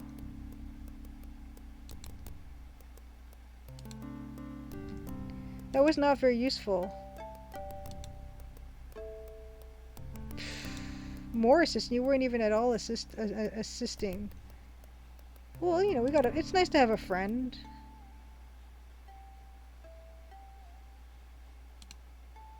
Yeah, the recap guy, Blaholtzen. Yeah, very, very possibly. What's all this? All-terrain transport truck. What's this? Whoa.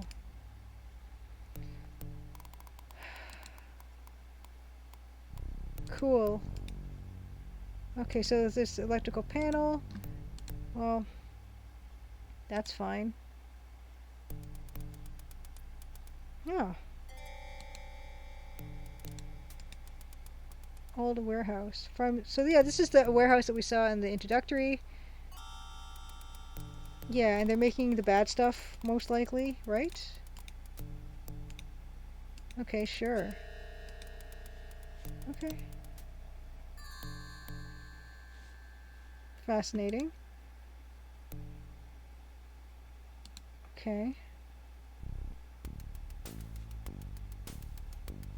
So now we have roses. Maybe we can get good with Karen. Oh my god. That's fantastic. Oh my god, it's Cobra Commander.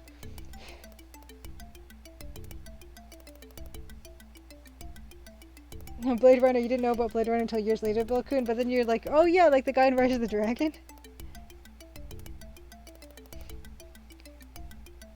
Play. I like how they have all these guys. Like, it really makes the city feel alive when you have people like these commuters or whatever, passengers. Okay, let's go to Karen. She has to be home by now. It's like late. She's not home? Karen. How's she not home?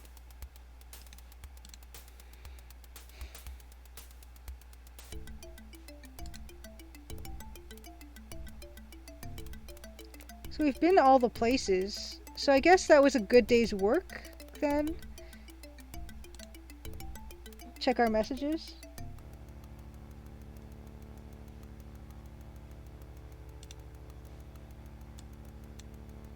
Better get some sleep in about an hour. So, oh, I wonder if he falls asleep if you don't get him asleep. So here's our wonderful apartment again. Oh, wait. It just stays. Excuse me. Oh my god.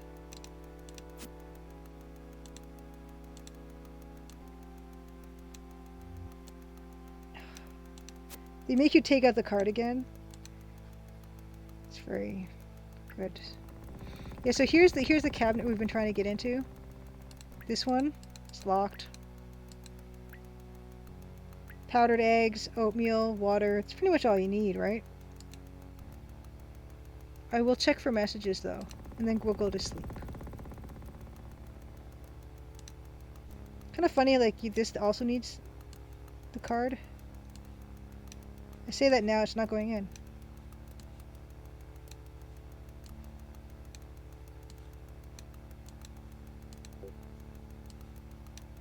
Okay. I think we don't have any... Okay, no new messages. Done.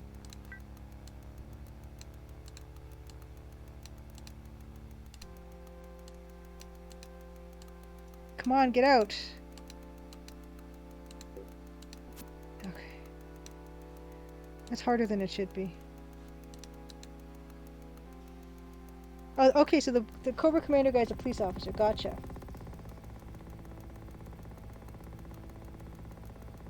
A tier BT21. Have a lovely day, night, evening, whatever it happens to be. Happy Crimson Tuesday, and yeah, I'm glad I could accompany you on your project. Checking your email. Yes, retro 2050 styles. Okay, I think we're gonna call it a night. I can't really think of anything to do. I probably could have replayed that first day. I think there was mention that if I had shown up at Karen's like right at the time that she, like, I think the game starts around noon, and if I had gone straight to her place, maybe I could have gotten my keys. Save. Yeah, I wish there was a game on Blade's computer. End of day 1. Yeah, this game does seem hard. In fact, what I might do is I might restart the game, and I might try to go straight to Karen's place and get my keys. But do you think she'd be mad? Do I need the roses first? Well, anyway, I'm kind of interested, so let's do that.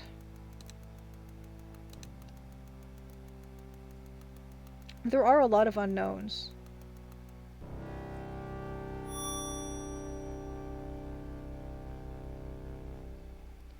Skip introduction. Okay, so it's funny because I didn't notice it, but there's a message flashing light on there right now. In fact, you can see it from the initial screen. So this is. I think we probably have to do this stuff. Where Mayor Vicenzi talks us about his daughter who overdosed. So I'm gonna just buzz through this because we kind of saw this stuff already, and he's basically saying, we're gonna send you a pic. Here's the picture of the daughter that he's gonna give us, and then next, here's Karen, who we stood up on date, and she's upset, very upset. And we left our keys there. She should flush them. She's going to the Bureau of Records.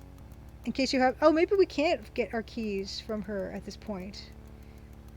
Because it's after... But anyway, let's try. Let's, like, try to get out of here.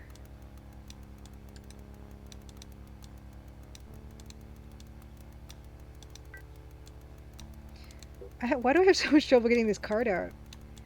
I don't have it on me. No, I don't.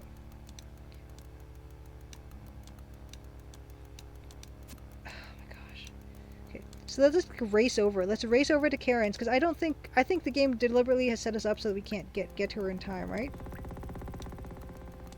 So yeah, it's click and drag interface, which is kind of cool. Oh yeah, so you guys get to see our guy here. How do I make it so that how do I make his body appear?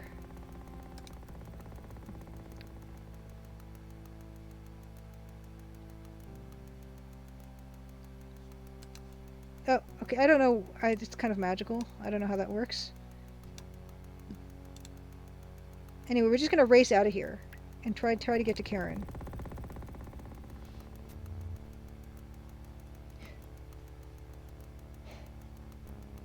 Beta Human, are you okay?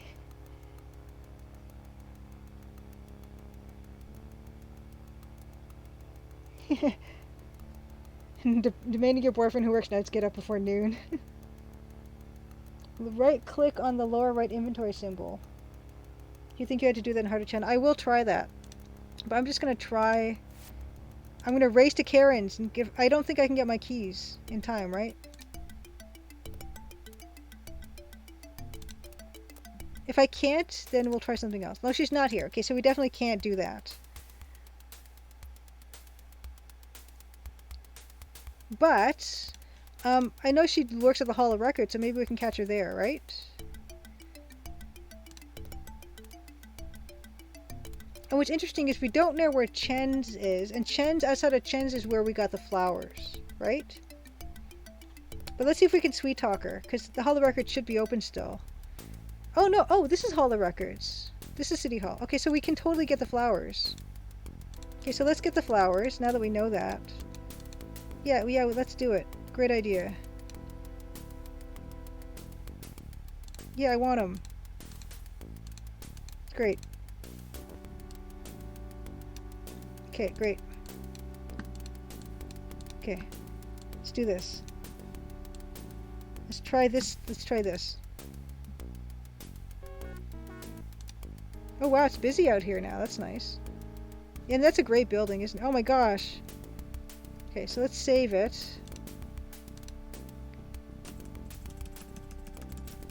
City Hall. Okay, let's talk to lady.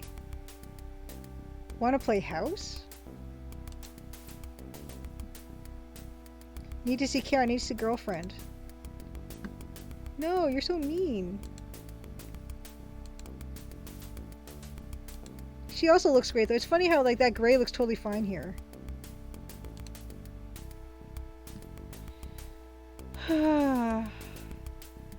Take a little drive later. No.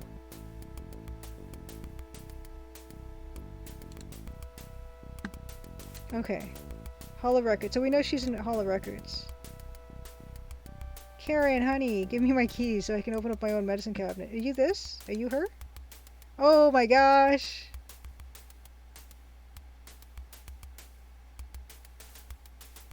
She kind of has hair like Nancy Maple.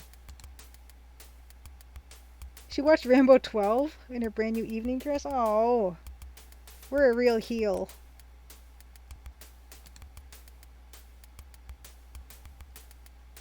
Yeah, we could have at least called. I'm with Karen on this. Oh no, what's our reason? This time is time passing? I don't think so.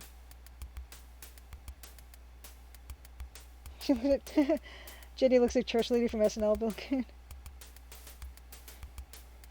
Are you her? Yeah, Nelson, are you her is a great way to make up for skipping a date. Yeah, that was bad. We should have at least called. But now we have flowers. Here, I brought you some flowers to make up for my being a jerk. No, we're going to say I'm really sorry that I missed our date, sweetheart. I brought you some flowers as a small token of affection. Yeah. Oh, yeah, it works. She looks great. I really like this style. Okay. Ooh, we gotta pick her up at 7:30 for dinner at L'Etoile. Oh my god, I gotta keep dates in mind now. I guess that was Blade's original problem. 7:30 p.m. L'Etoile. Pick up Karen. Like, I'm actually writing this in real life. This is just gonna be a weird note for anyone else to see. Yes, time management time, great. My favorite kind of a game. TikTok.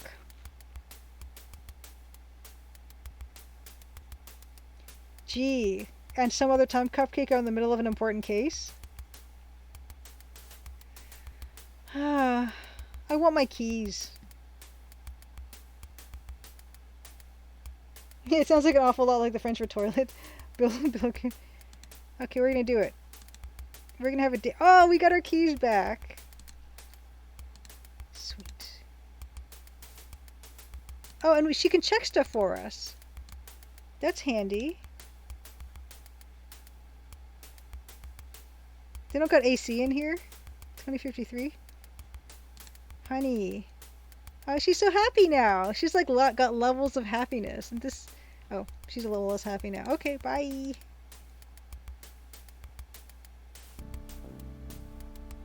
So, I'm gonna save.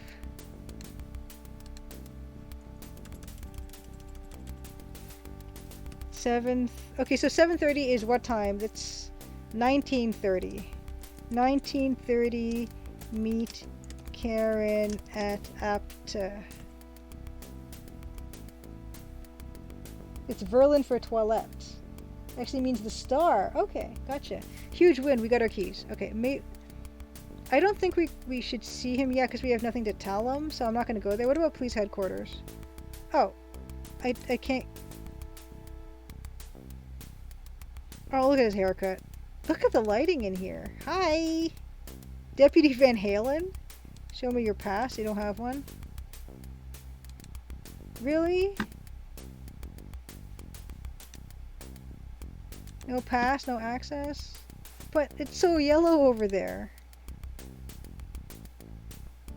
Okay, so that makes it easy. You know what? Let's go just pay him a visit anyway. And I probably will load it. Oh, I want to go to Vichedzi. I don't know why that made it sound like my nose was stuffed up. Oh, he's very busy. Okay, we can't anyway, so that makes it easy. So I guess the question is, I just really want to know what's in my cupboards. So that's what my goal is, to see what the heck is in my cupboards. Oh, we gotta meet Guy, right? Well, we're in this neighborhood, so we might as well meet up with him, right? No, it's not this way. I'm already lost. Anyway, we can look here. Okay, that's fine. This is where they're making the bad stuff. The Nicorette patches. No. I'm not good at oh, it's over there. That's right. Hold on. Oh, Karijitsu! Thanks for the raid so much. Yay!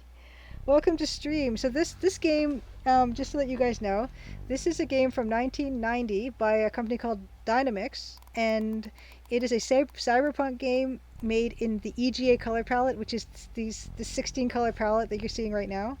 And it's not my first time playing it, but I have not played it in many years, and I never finished it, so I'm really looking forward to see how it goes. Thank you so much. Oh, you're a fan of my artwork? Thank you. I really appreciate it. Yeah, so my game, The Crimson Diamond, is it uses the same color palette. In fact, I'm actually going to really quickly show you guys the trailer for my game so you can see what that looks like. So, let's see. Hold on. There's music playing right now. Hold on. Okay, wait.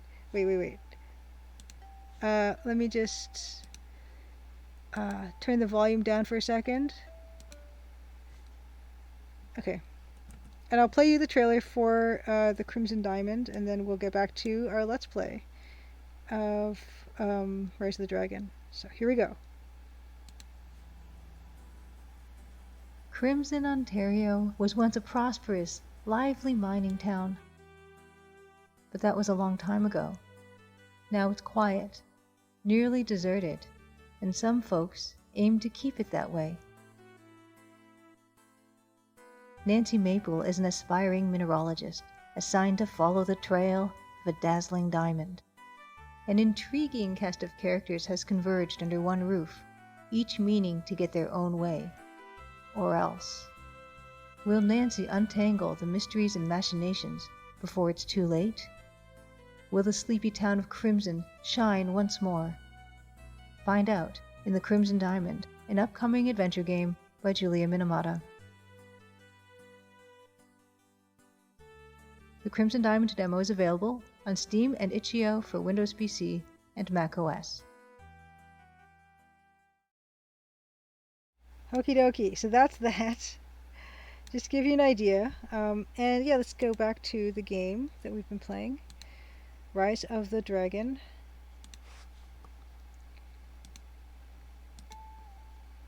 You can see that, yeah, the color palette is the same, but the game is so different, and that's what I love so much about low-resolution games. Like, this is, I think, still... Is this 320 by 200? Someone told me what the resolution for this game was, but the same color palette, but it can look so much different because of the techniques that they're using, and I love it. And Brian Demodulated, I'm glad you enjoyed the demo. Oh my gosh, Karijitsu, so you say you're going to be playing the demo on your next stream. When is that going to be? Because if I can try my best to kind of show up in your chat and answer any questions you might have or give any hints. Please, yeah. When is that going to happen? So I'm going to show this is a fabulous example of some of the portrait work in this game. A lot of dithering, but it's gorgeous. So let's have our talk with this guy, Chang Li.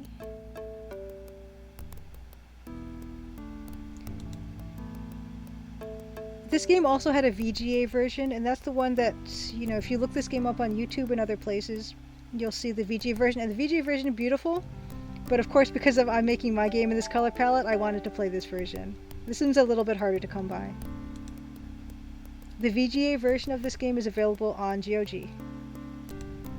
So this guy's heard a lot of things. He even knows our name and the fact that we are investigating the death of the mayor's daughter, but he has nothing to tell us right now. But hopefully, in later on in the game, he'll have something for us. But it's just nice to know. And we also have a date with our girlfriend at 7:30, and I'm really going to try not to forget that. It's very chill. That's a nice little bit of the game. But we just made nice with our girlfriend, and we're going back to our apartment, which is where we start the game.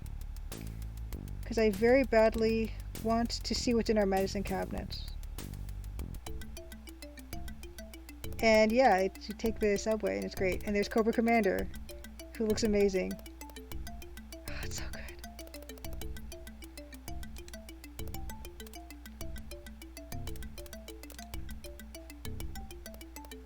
Tomorrow night, East Coast? What time, Karijitsu? I'm Toronto time. Yeah, what is your, time zone? Karijitsu. TCD stream.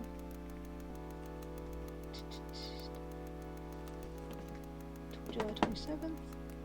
Oh, nice. July 27th. I'm also Eastern. 6 p.m. Eastern. Sweet. Okay. Right. You're in Florida. Oh, okay, gotcha. Okay, Florida. Good to know. Okay. Florida. Cool. Yeah, I will try to show up for that. I'm not sure if I can. Hopefully, I can get there around 6, and hang out and watch you play. If you don't mind, like if you don't want me to, I won't. But I really like to see people play because it's kind of like live play testing, and I can see what needs to change and what needs to be improved. Yes, this random modulated. Yes, this game was released on Sega CD. The palette was yeah, very greeny. I do like this one. This is nice and bright.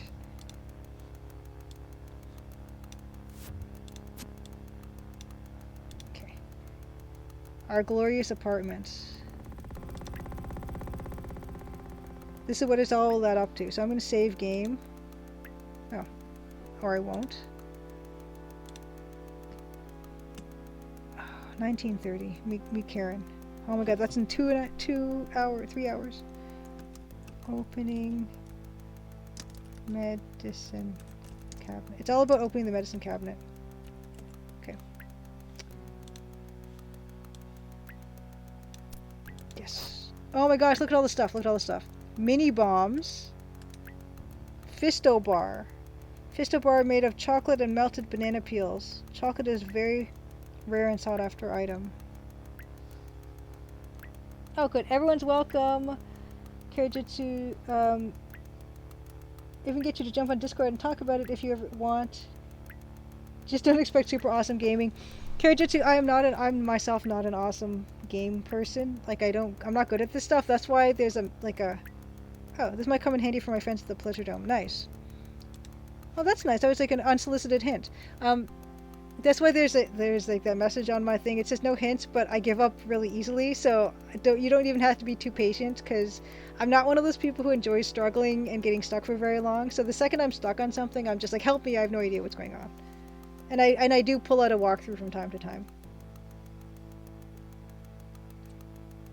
Yeah, Karijitsu, I'm gonna be done streaming like in 5 minutes or so. I'm gonna find someone to raid, but after that, yeah, well, like I'll definitely we could totally do a talk. I'm not sure if you would want to do that tomorrow while you're streaming it or what, but I will get in touch with you on Twitch, and we could hopefully figure something out. If not tomorrow, then some other time. Karijitsu message regarding Discord talk of of TCD. Great. Yeah, I mean, for tomorrow, if I could just show up and chat or not, we'll see. Oh, we'll get in touch after this, in 5 minutes or so. Robot Spacer, great to see you. Robot Spacer, an amazing streamer. Been streaming lately. Dag FM on Raw on Spooky Tuesdays. And finished also on Spooky Tuesdays. Previous Let's Play was Colonel's Bequest, which is super great to see because my game, The Crimson Diamond, is so much inspired by the Colonel's Bequest. So I'm really looking forward to you returning to Dagger of Amon Ra, I guess tomorrow, Robot Spacer. And Rise of the Dragon is awesome. I just opened up this medicine cabinet, and I got a black market chocolate bar, something called mini bombs, which I guess that explains itself. A lot of mini bombs. I probably shouldn't even walk around with these.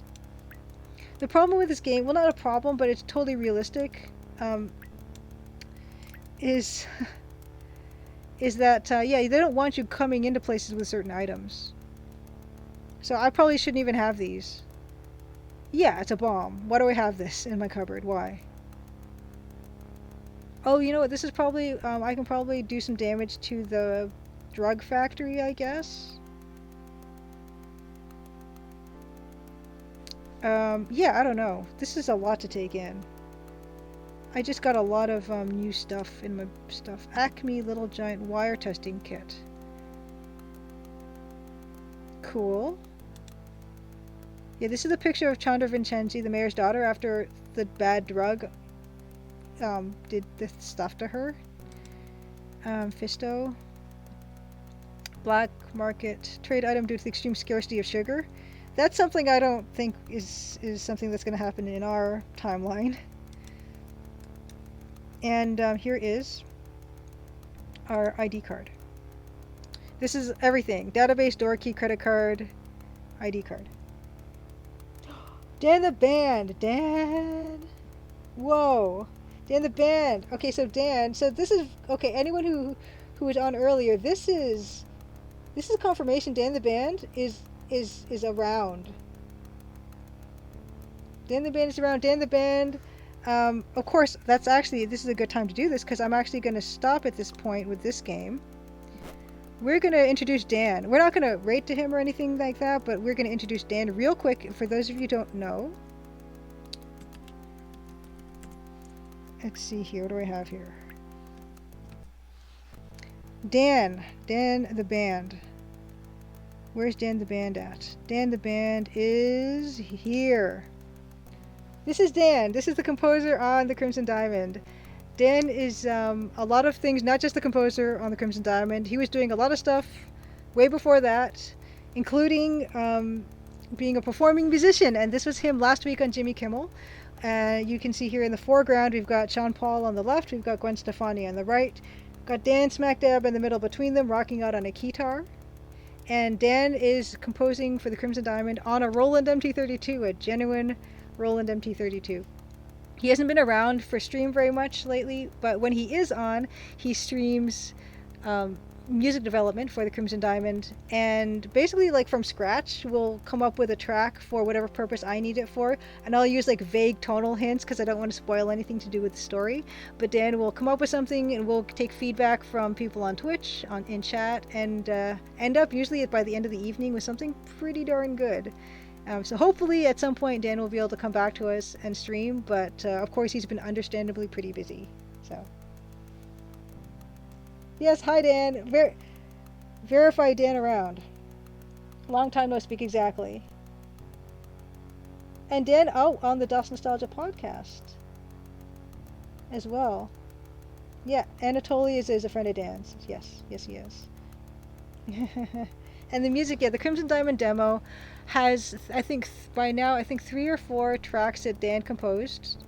There is this opening theme song, which launches the game, which is gorgeous, and a couple other pieces in there as well. So if you want to hear some of Dan's music that he specially composed for the Crimson Diamond, you can find that all on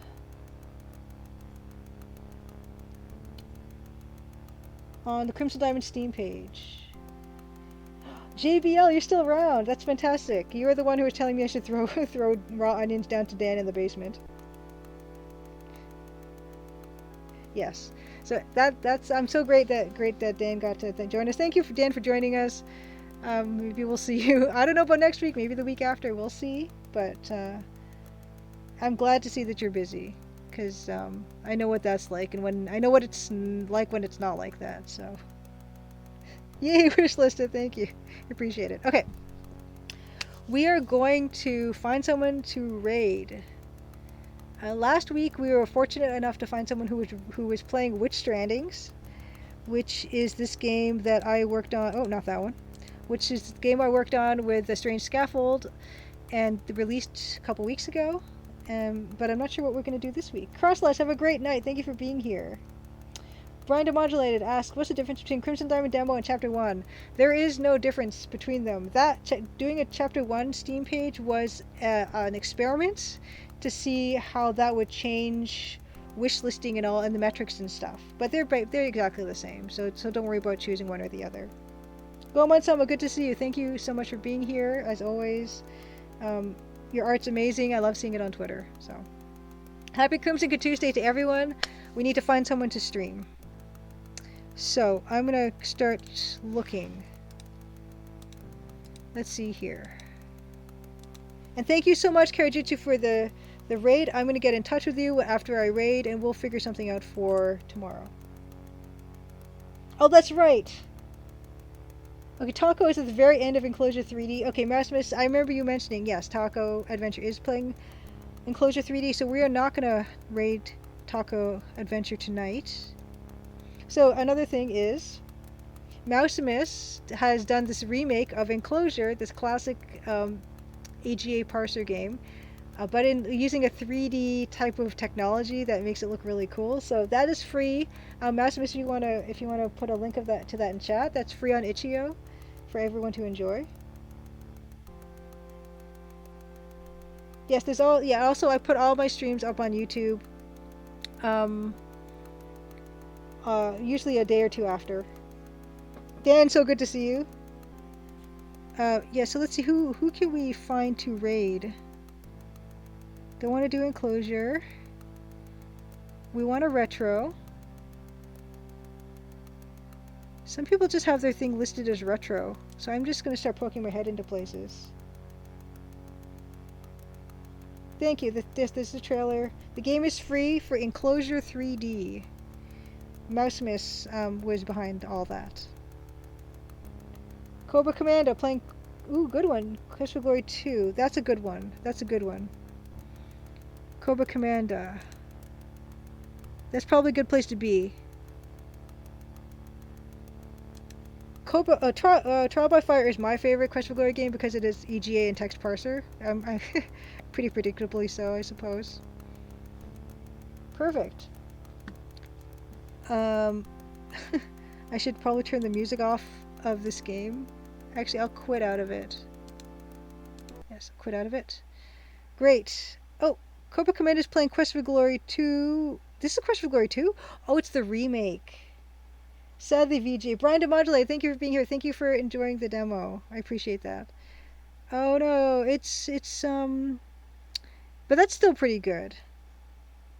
Cobra Commando is a really good streamer, so we're gonna raid Cobra Commando. Although I'm minorly disappointed because it's not the text parser EGA one, but it's still a fantastic game. We're gonna raid Cobra. If I can find underscore. Nope. That's not it. Happy Crimson Good Tuesday, everybody. Have a great rest of your week. Thanks for hanging out. I really appreciate it. And hopefully see you guys next week. Hopefully Dan can come and be on stream at some point. I'm sure he can in the near future. Cobra Commando. Cobra Commando. Is that all set? Yes, perfect. Okay, yes. Quest for Glory 2. It looks like Quest for Glory 3. So don't be fooled though. It's Quest for Glory 2. It's just the VG remake. Mouse, have a great night. Robot Spacer, hope to catch your stream a little bit tomorrow. For your Dagger, I'm on Raw. Bill Kuhn, good to see you, of course. Bill Holtzen as well. Happy Crimson Good Tuesday to one and all. And I'll see you guys in Cobra Commandos shortly.